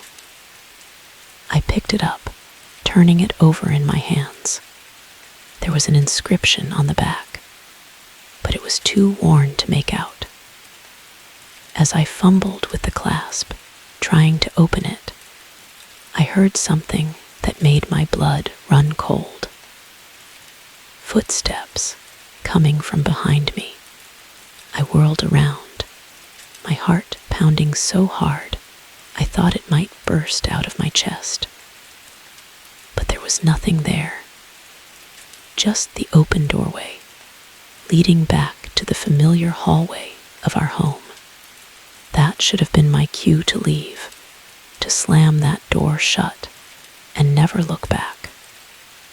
But I didn't. Instead, I pocketed the locket and continued exploring. The room was larger than I'd initially thought, stretching back into shadows my light couldn't penetrate. I moved deeper, past more mannequins and piles of antique furniture. The further I went, the colder it got, until I could see my breath misting in front of me. That's when I heard it, a whisper so faint I almost missed it. "Get out." I spun around, my flashlight beam dancing wildly across the room. "Who's there?" I demanded, trying to keep the fear out of my voice. "Get out." The whisper had become a roar, seeming to come from everywhere at once. I ran. I ran like I'd never run before, back through the maze of forgotten things, towards the door. But it wasn't there. Where the door had been was now just more wall, more darkness. Panic seized me. I pounded on the walls, screaming for help. but my cries seemed swallowed by the oppressive silence of the room. Just as despair was about to overwhelm me, my hand brushed against something, the doorknob. With a sob of relief, I turned it and burst through, slamming the door behind me. I stood there in the hallway, gasping for breath, my heart racing. Had that really happened? Or had I fallen asleep while painting and had some kind of vivid nightmare? But the weight of the locket in my pocket told me it had been real. All too real. I stumbled back to the bedroom, my mind reeling. Should I wake Sarah? Tell her what had happened? But how could I explain something I barely understood myself? In the end, exhaustion won out. I crawled into bed, telling myself I'd figure it out in the morning. But when morning came, the door was gone. The wall was smooth, unbroken, as if the events of the night had been nothing but a dream. Even the locket had vanished from my pocket. I tried to convince myself that's all it had been. A dream. A hallucination brought on by stress and paint fumes. But deep down, I knew the truth. Something was in our house. Something that didn't want us here. Over the next few weeks, strange occurrences became our new normal. Items would move on their own. Doors would slam shut without warning. And always, there were the footsteps at night. Sarah noticed too. I'd catch her staring at the walls sometimes, a look of confusion and fear on her face, but we didn't talk about it. It was as if speaking about the strange events would make them more real, more dangerous. Then came the night I woke to find Sarah's side of the bed empty. Panic gripped me as I searched the house, calling her name. I was about to call the police when I heard it. Her voice, muffled but unmistakable, coming from behind that damned door that had reappeared in the hallway. I didn't hesitate this time. I flung the door open and plunged into the darkness beyond. "Sarah," I yelled, my voice echoing in the cavernous space. John, help me." Her voice sounded distant, frightened. I ran towards the sound, barely aware of my surroundings. Objects loomed out of the darkness. More mannequins, old furniture, things I couldn't even identify. But none of that mattered. All that mattered was finding Sarah. I found her in what looked like an old nursery, surrounded by creepy antique dolls and a rusted crib. She was curled up in a rocking chair, her hands protectively over her swollen belly. "Sarah," I breathed, relief washing over me. "What happened? How did you get here?" She looked up at me, her eyes wide with fear. I don't know. I woke up and I was just here. John, what is this place? What's happening to us?" Before I could answer, a cold wind swept through the room. The dolls' heads turned, their glassy eyes fixing on us. And then we heard it. That voice again. No longer a whisper, but a bone-chilling shriek. "This is our home." We ran. Hand in hand, we fled through the twisting, impossible space of that hidden room. Behind us, we could hear things moving, pursuing. The air was filled with whispers and screams, the sound of 100 years of trapped souls. Somehow, We made it back to the door. We burst through it, and I slammed it shut, leaning against it, as if my weight alone could keep the horrors at bay. We didn't stay another night in that house. We packed what we could and left, abandoning most of our possessions and any hope of recovering our down payment. Some things are more important than money. We later learned the history of the house, the tragic deaths, the disappearances, the string of owners who fled in the night. We were lucky, the local historian told us, lucky to have escaped. But sometimes, late at night, I still hear those footsteps, still feel the cold touch of that locket in my pocket.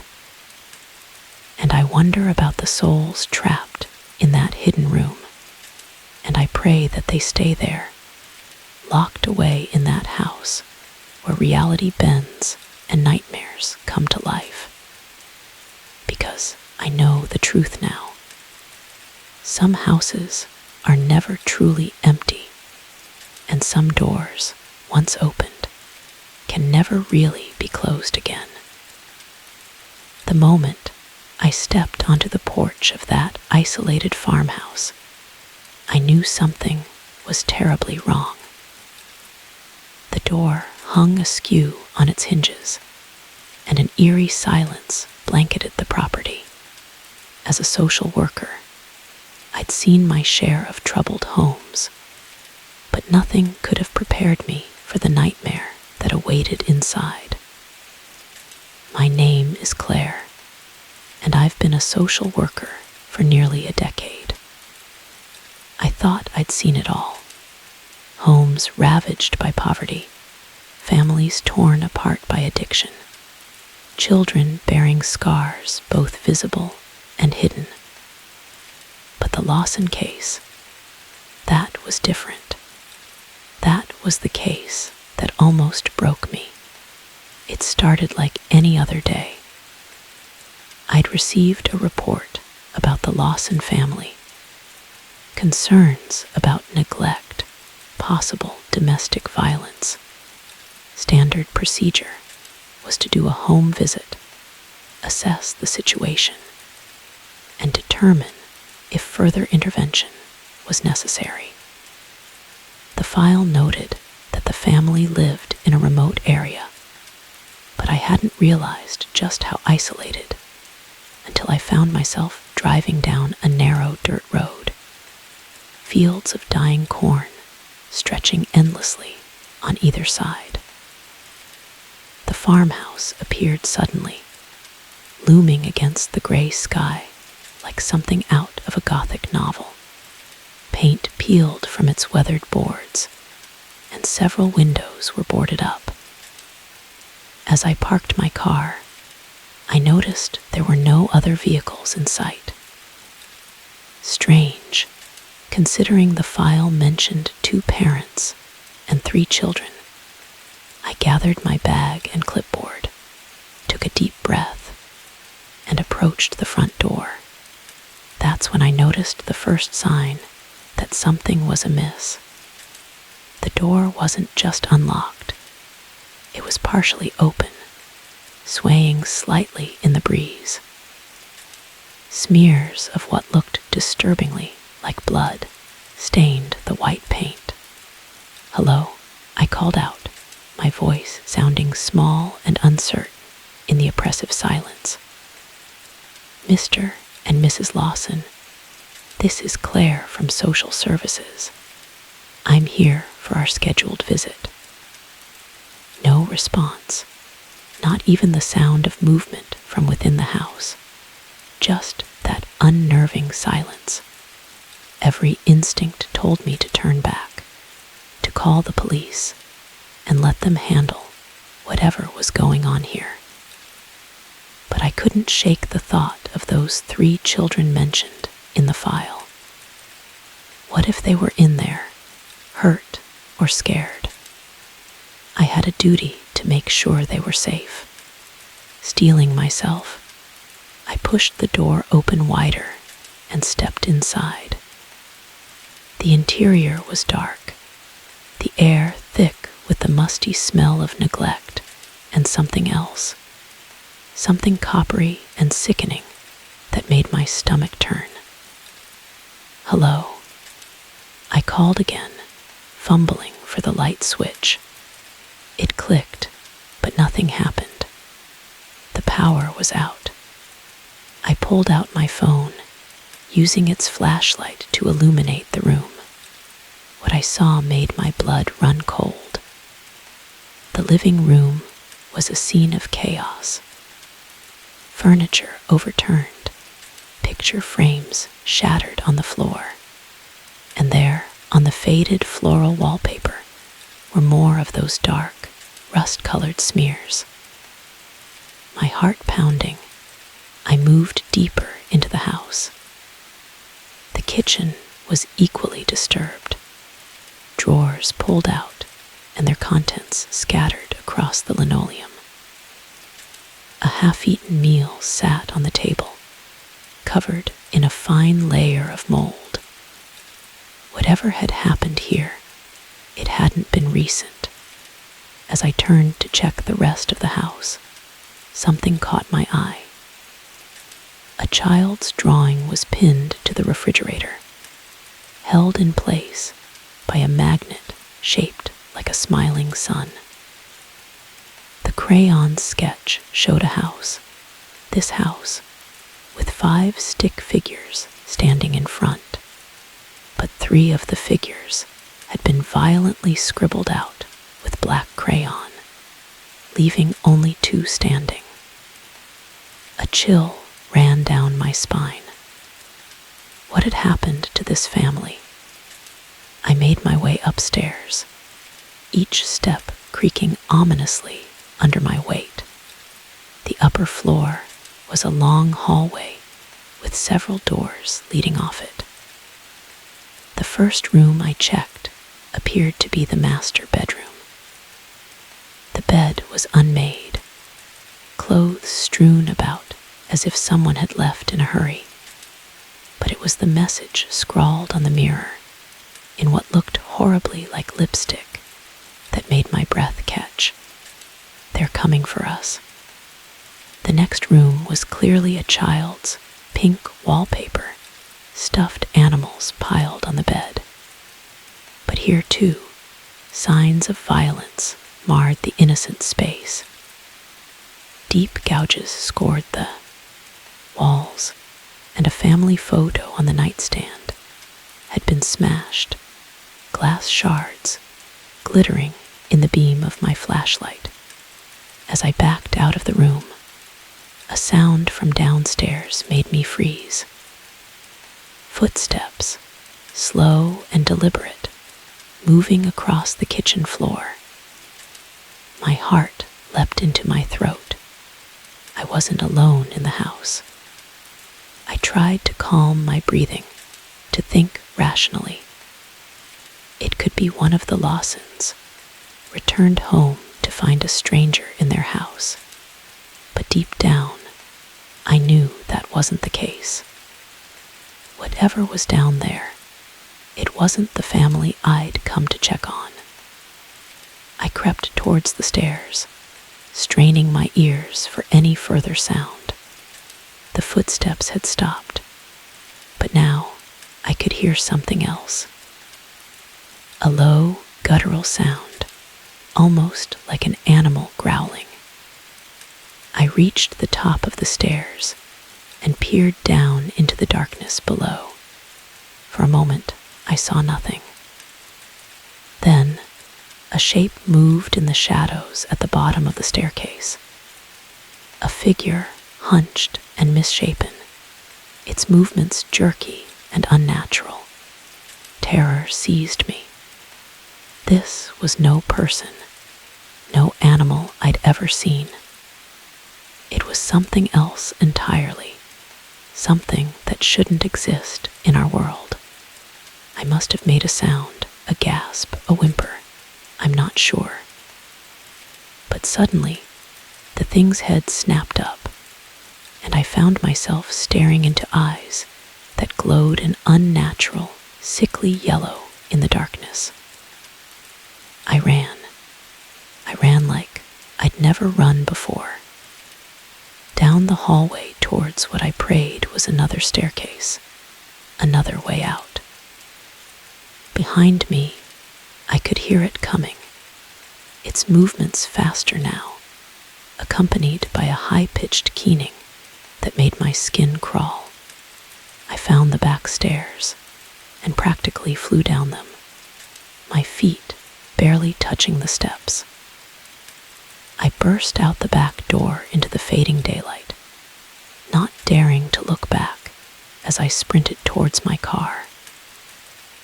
I fumbled with my keys, my hands shaking so badly I could barely get them into the ignition.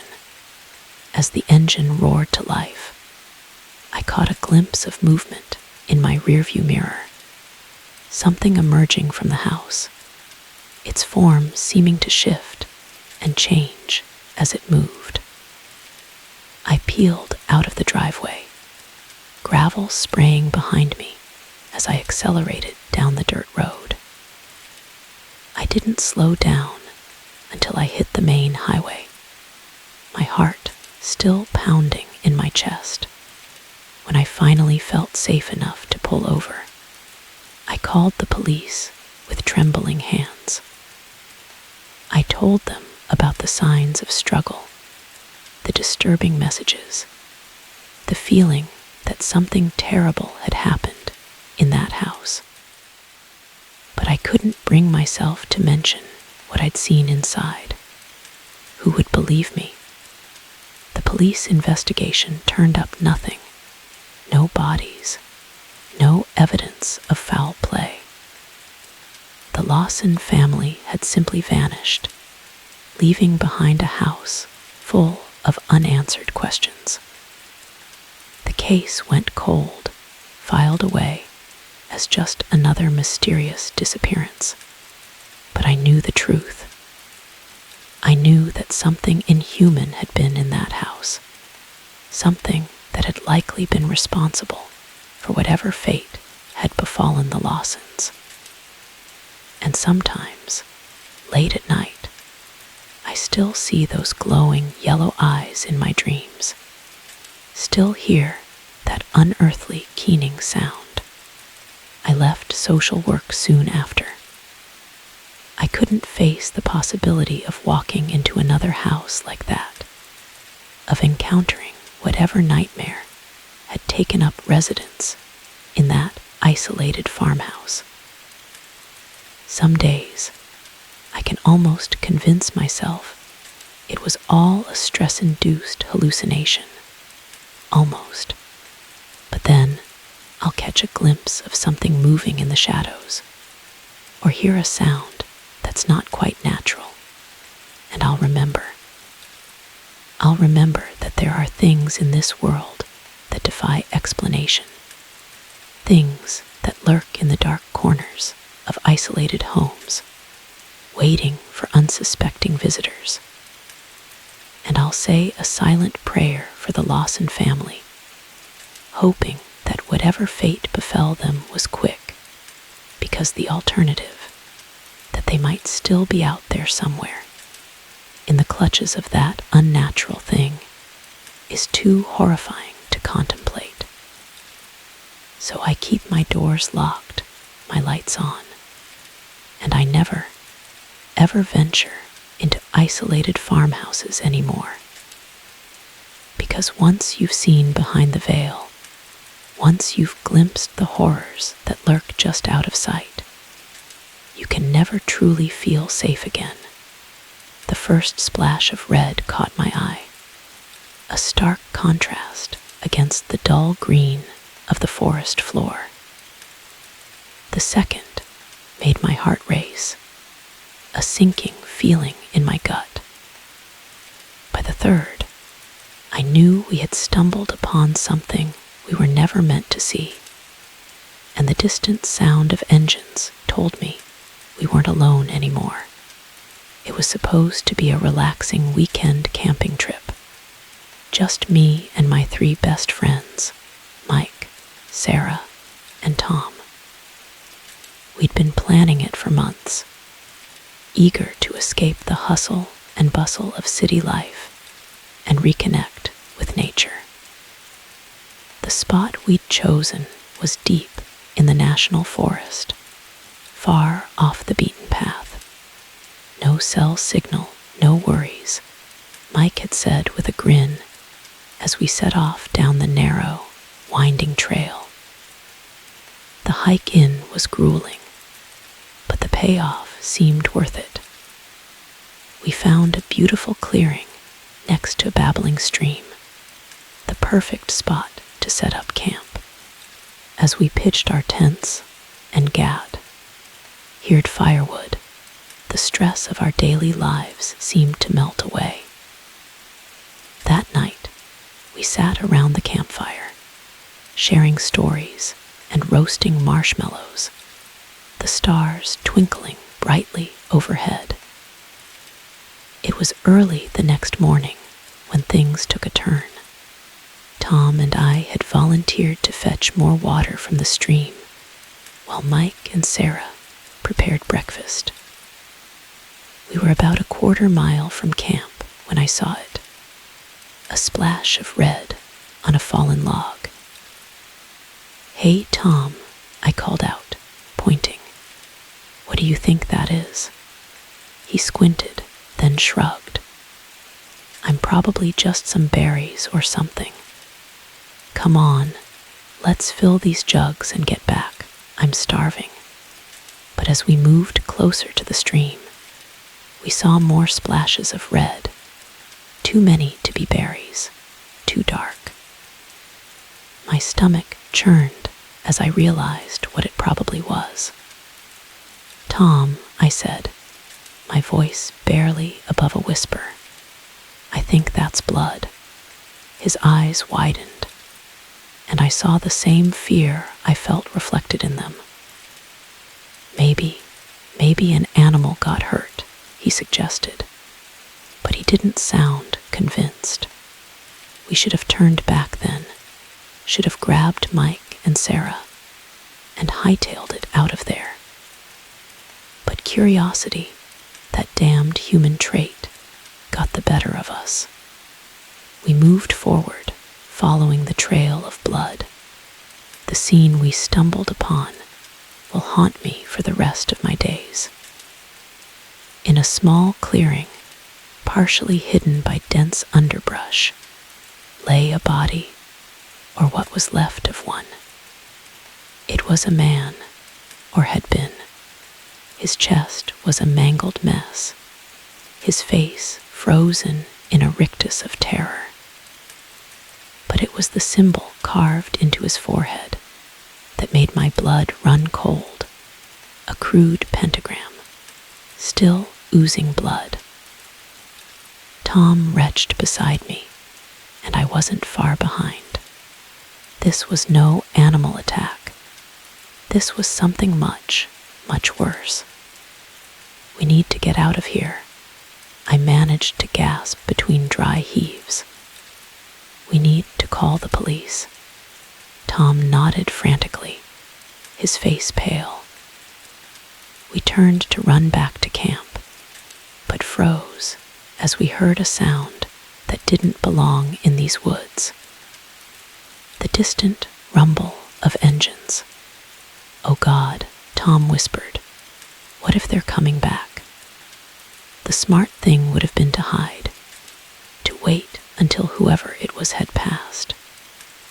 But panic had taken hold, and all we could think about was getting back to Mike and Sarah, getting as far away from this nightmare as possible.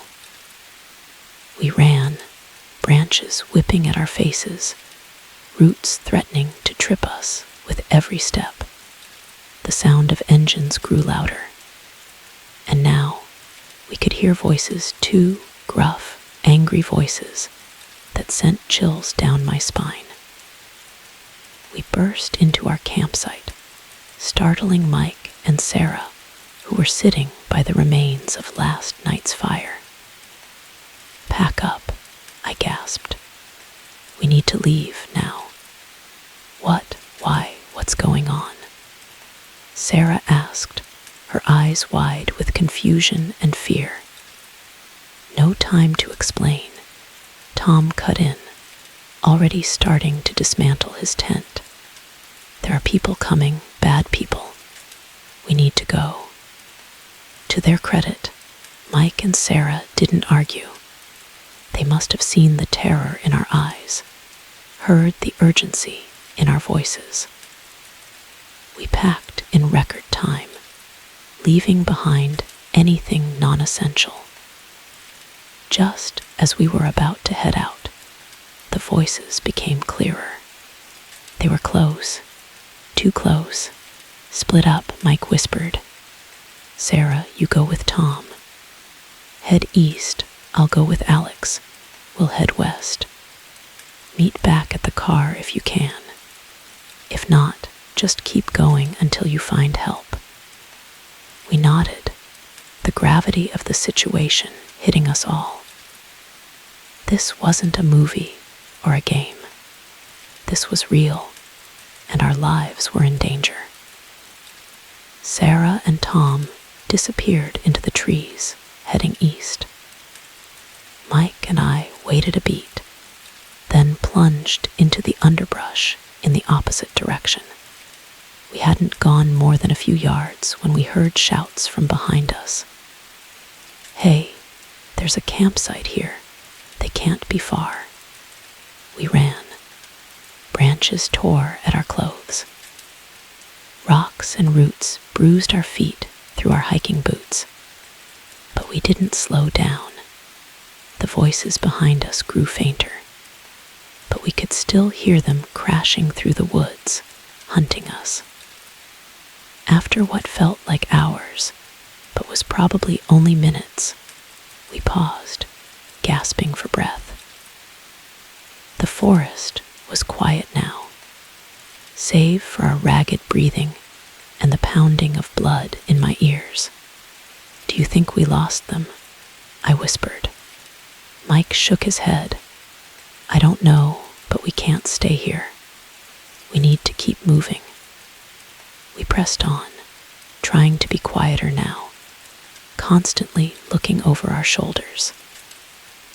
The sun climbed higher in the sky, filtering through the canopy above. Under different circumstances, it might have been beautiful. Now, it felt oppressive, the heat and humidity sapping our strength. We were just starting to hope that maybe, just maybe, we'd gotten away when we heard it. A scream, high-pitched and terrified. Sarah's scream. Mike's face went pale. "No," he breathed. "Oh God, no." We stood there, frozen in indecision. Every instinct screamed at us to run towards the sound, to help our friends. But we knew that would be suicide.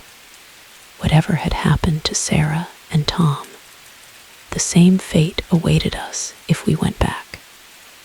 With heavy hearts, we pushed on. The scream had come from behind us, which meant we were still, heading in the right direction. If we could just reach the car. But it seemed the universe had other plans. As we crested a small hill, we found ourselves face to face with two men.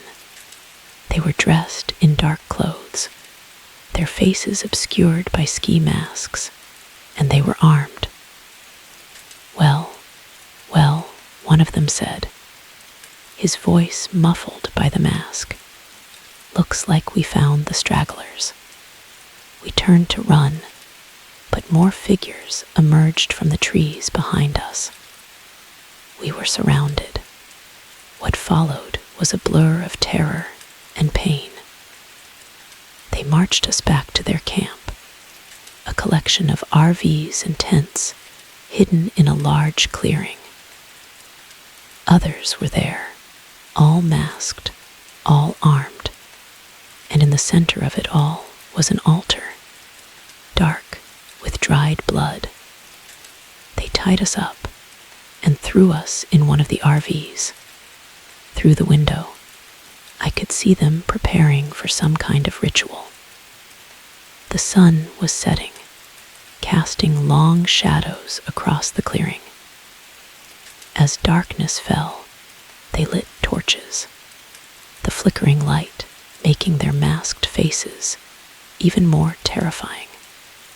I don't know how long we were in there. Hours, maybe. We didn't speak, couldn't speak. The horror of our situation was too overwhelming. What had happened to Sarah and Tom?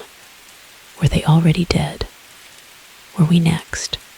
Just when I thought all hope was lost, we heard it.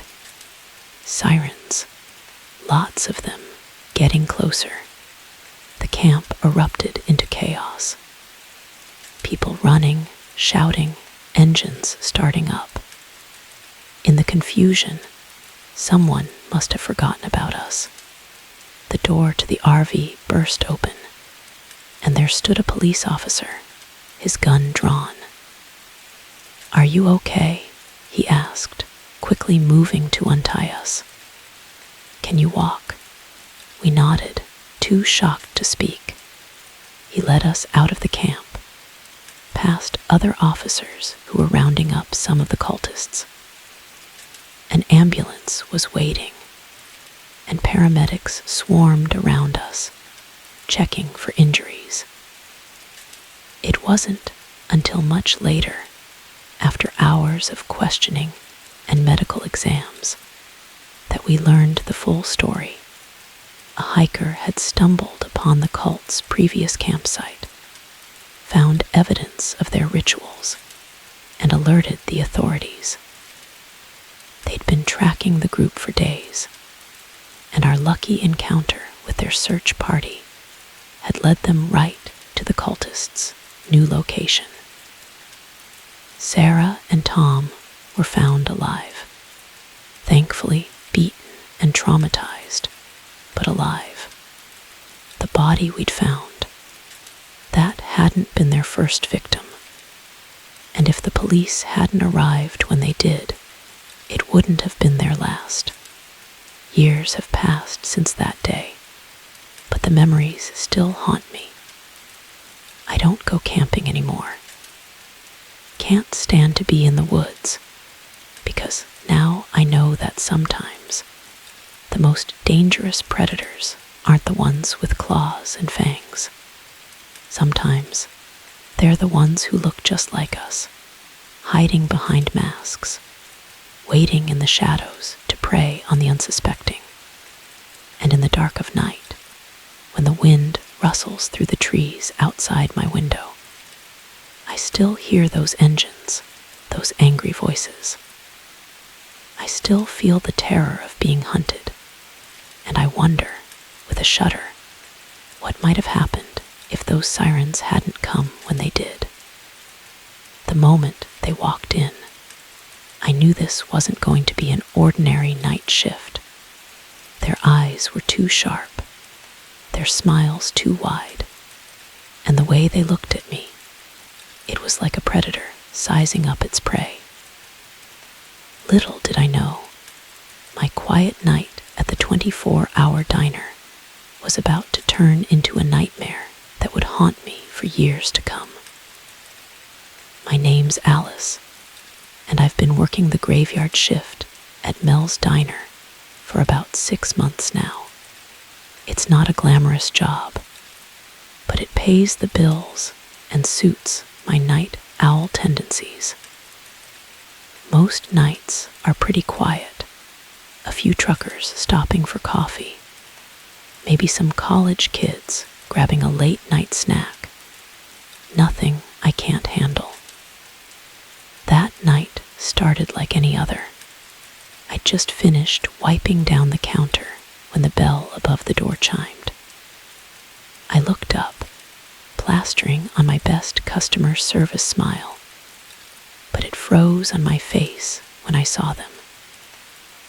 There were 5 of them, all men, dressed in dark clothes that seemed a bit too nice for our little diner.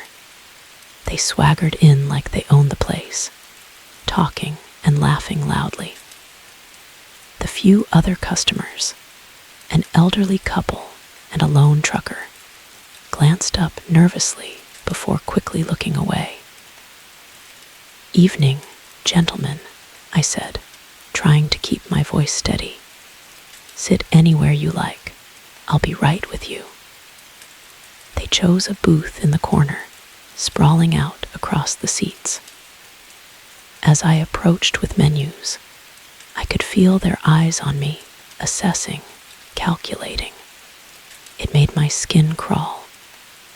"What can I get for you?" I asked, pen poised over my notepad. The one closest to me, a man with a scar running down his cheek, grinned up at me. His teeth were too white, too sharp. "Coffee, sweetheart, lots of it, and keep it coming." I nodded and turned to leave, but he caught my wrist. His grip was like iron, his skin cold against mine. "And don't go anywhere," he added, his voice low. "We might need some extra service." I pulled my hand away, my heart pounding. As I walked back to the counter, I could hear them laughing, the sound gra, ting against my nerves. For the next hour, I kept them supplied with coffee, deflecting their increasingly crude comments and wandering hands. The other customers left quickly, casting sympathetic glances my way as they hurried out the door. Soon, it was just me and them. I was refilling their cups for what felt like the 100th time when things took a turn. The man with the scar grabbed my arm again, pulling me close. "You know," he said, his breath hot against my ear, "we're not really here for the coffee." I tried to pull away, but his grip tightened. "Let go of me," I said, my voice shakier than I'd have liked. He laughed, a harsh sound that sent chills down my spine. "Or what? You'll call for help." He gestured around the empty diner. "There's no one here but us, sweetheart." That's when I saw it, the glint of metal tucked into his waistband. A gun.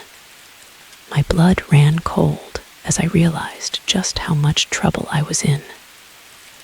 "Now," he continued, standing up slowly, "why don't you be a good girl and open that cash register for us?" I backed away, my mind racing. The phone was on the other side of the counter, if I could just reach it, but they were too fast. 2 of them vaulted over the counter, cutting off my escape. The others spread out, blocking the exits. I was trapped. "Come on, Alice," the scarred man said, reading my name tag. "Don't make this harder than it needs to be. Open the register, give us the money, and maybe we'll let you walk away from this." I knew he was lying. The look in his eyes told me they had no intention of letting me go.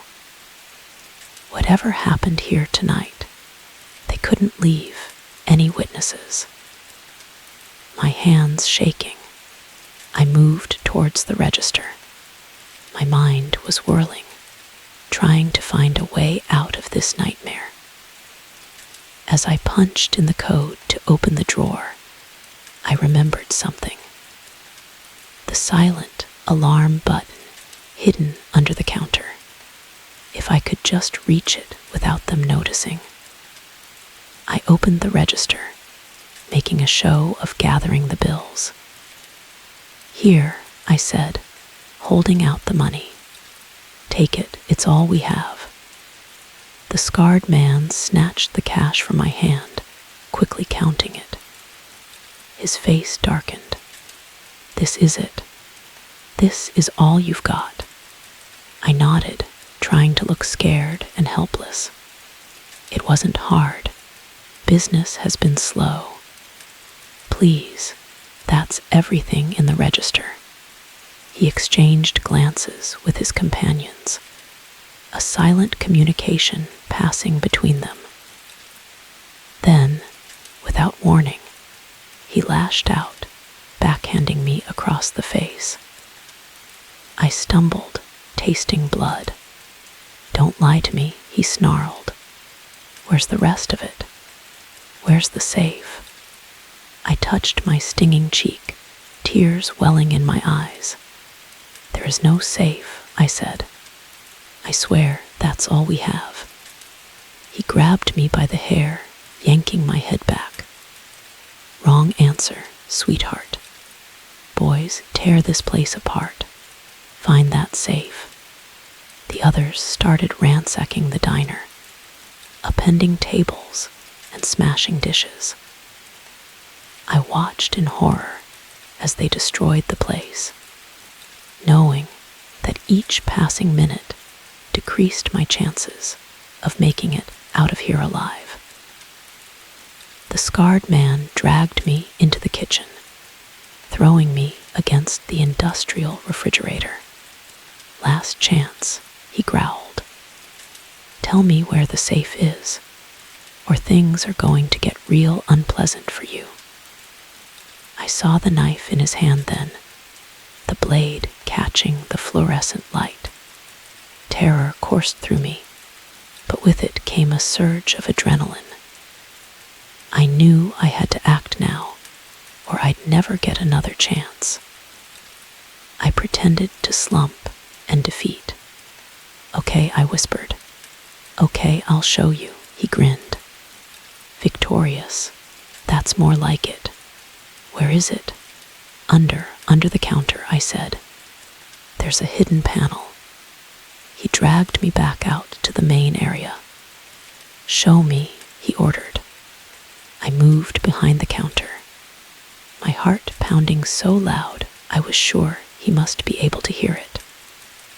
This was it, my one chance.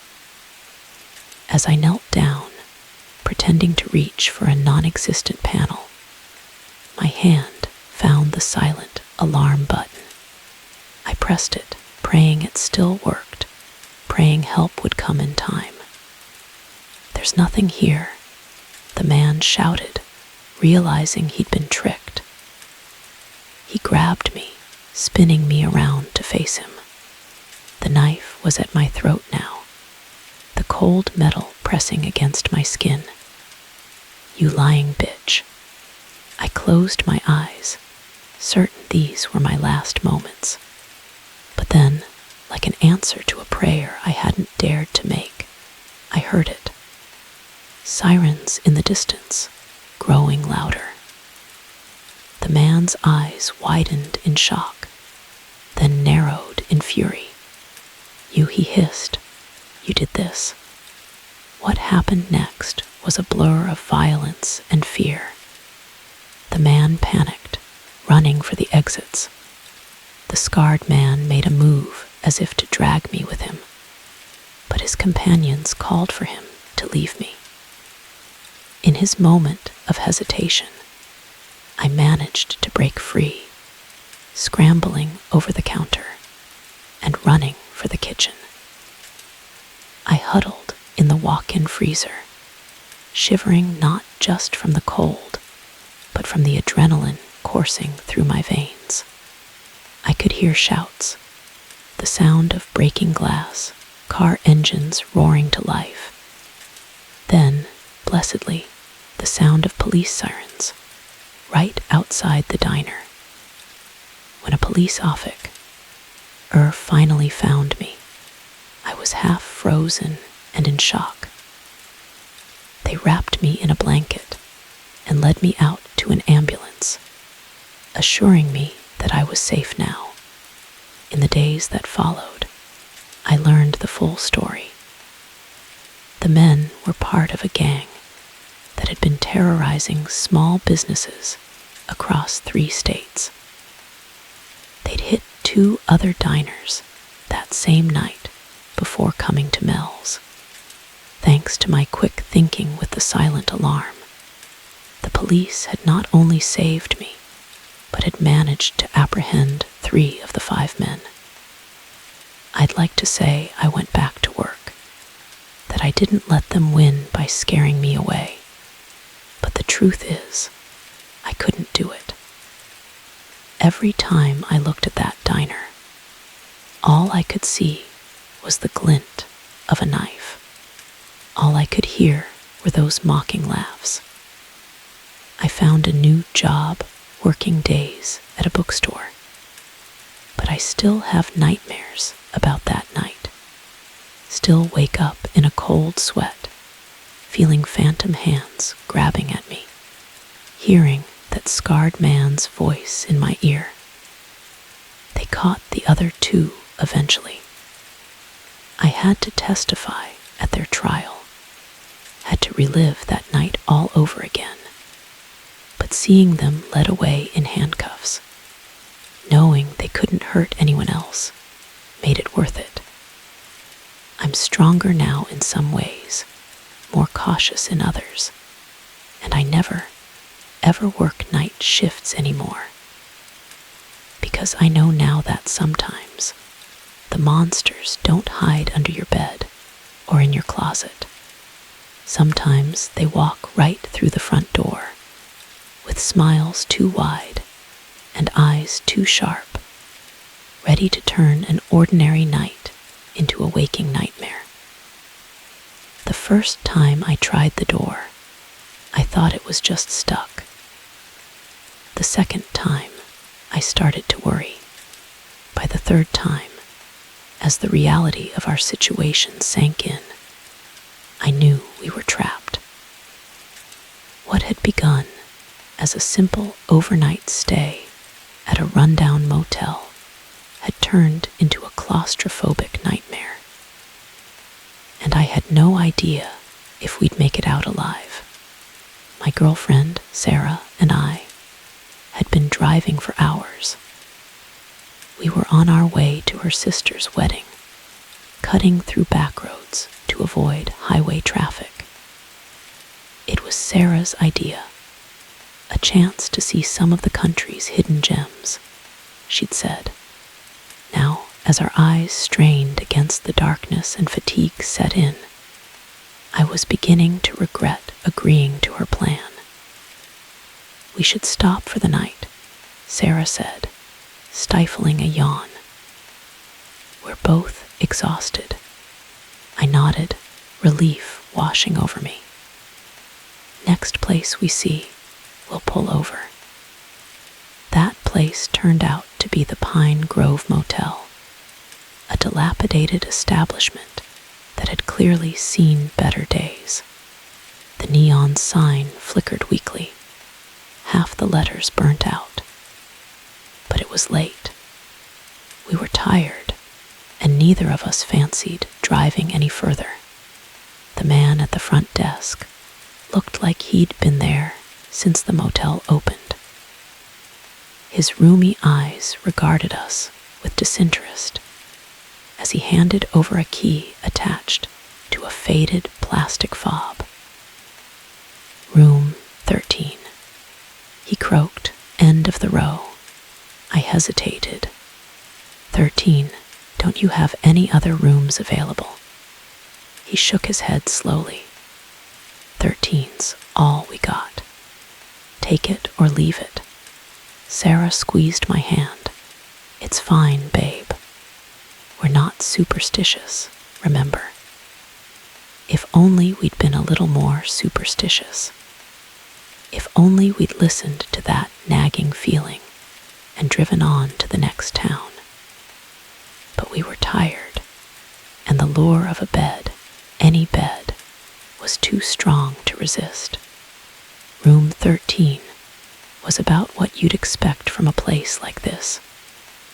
Faded wallpaper, a sagging mattress, and a bathroom that had last been cleaned when Reagan was in office.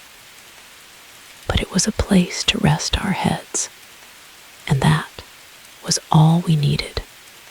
We fell asleep almost immediately, the exhaustion of the day catching up with us.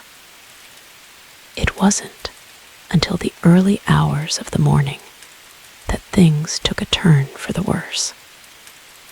I woke up needing to use the bathroom. In my groggy state, I stumbled towards the door, fumbling with the handle. It didn't budge. Still half asleep, I assumed I was just turning it wrong. I tried again, putting more force into it. Nothing. That's when the first inkling of unease crept in. I blinked, forcing myself to wake up fully. I examined the door handle, tried it again.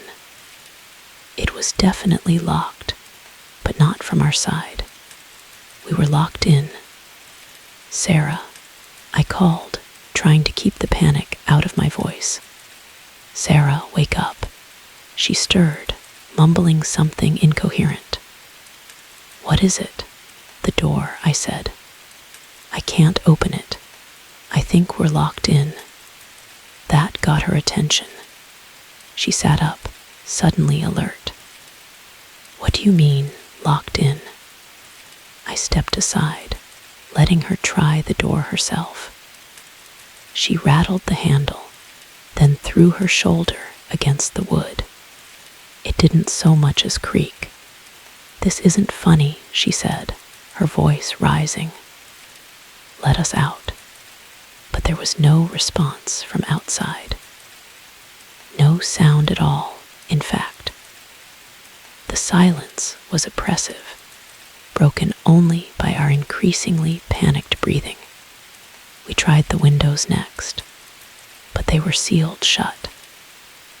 The glass was too thick to break without making a lot of noise, and even if we did, we were on the second floor.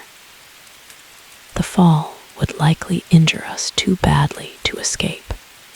As the reality of our situation sank in, I felt a cold sweat break out across my S. Kin, we were trapped, with no way to call for help. Our phones had no signal. Of course they didn't, not out here in the middle of nowhere. "What do we do?" Sarah asked, her voice small and frightened. I took a deep breath, trying to think rationally. "We wait," I said. "Someone will come to clean the room eventually, or maybe check us out. When they do, we'll be ready." But as the hours ticked by, no one came. We shouted ourselves hoarse, pounded on the walls until our hands were bruised. Nothing. It was as if the entire motel had been abandoned, leaving us as the only souls for miles around. The worst part was not knowing why. Were we simply victims of a cruel prank? Or was there something more sinister at play? My mind conjured up horrible scenarios: human trafficking, organ harvesting, some sick game where people paid to watch others slowly lose their minds in captivity.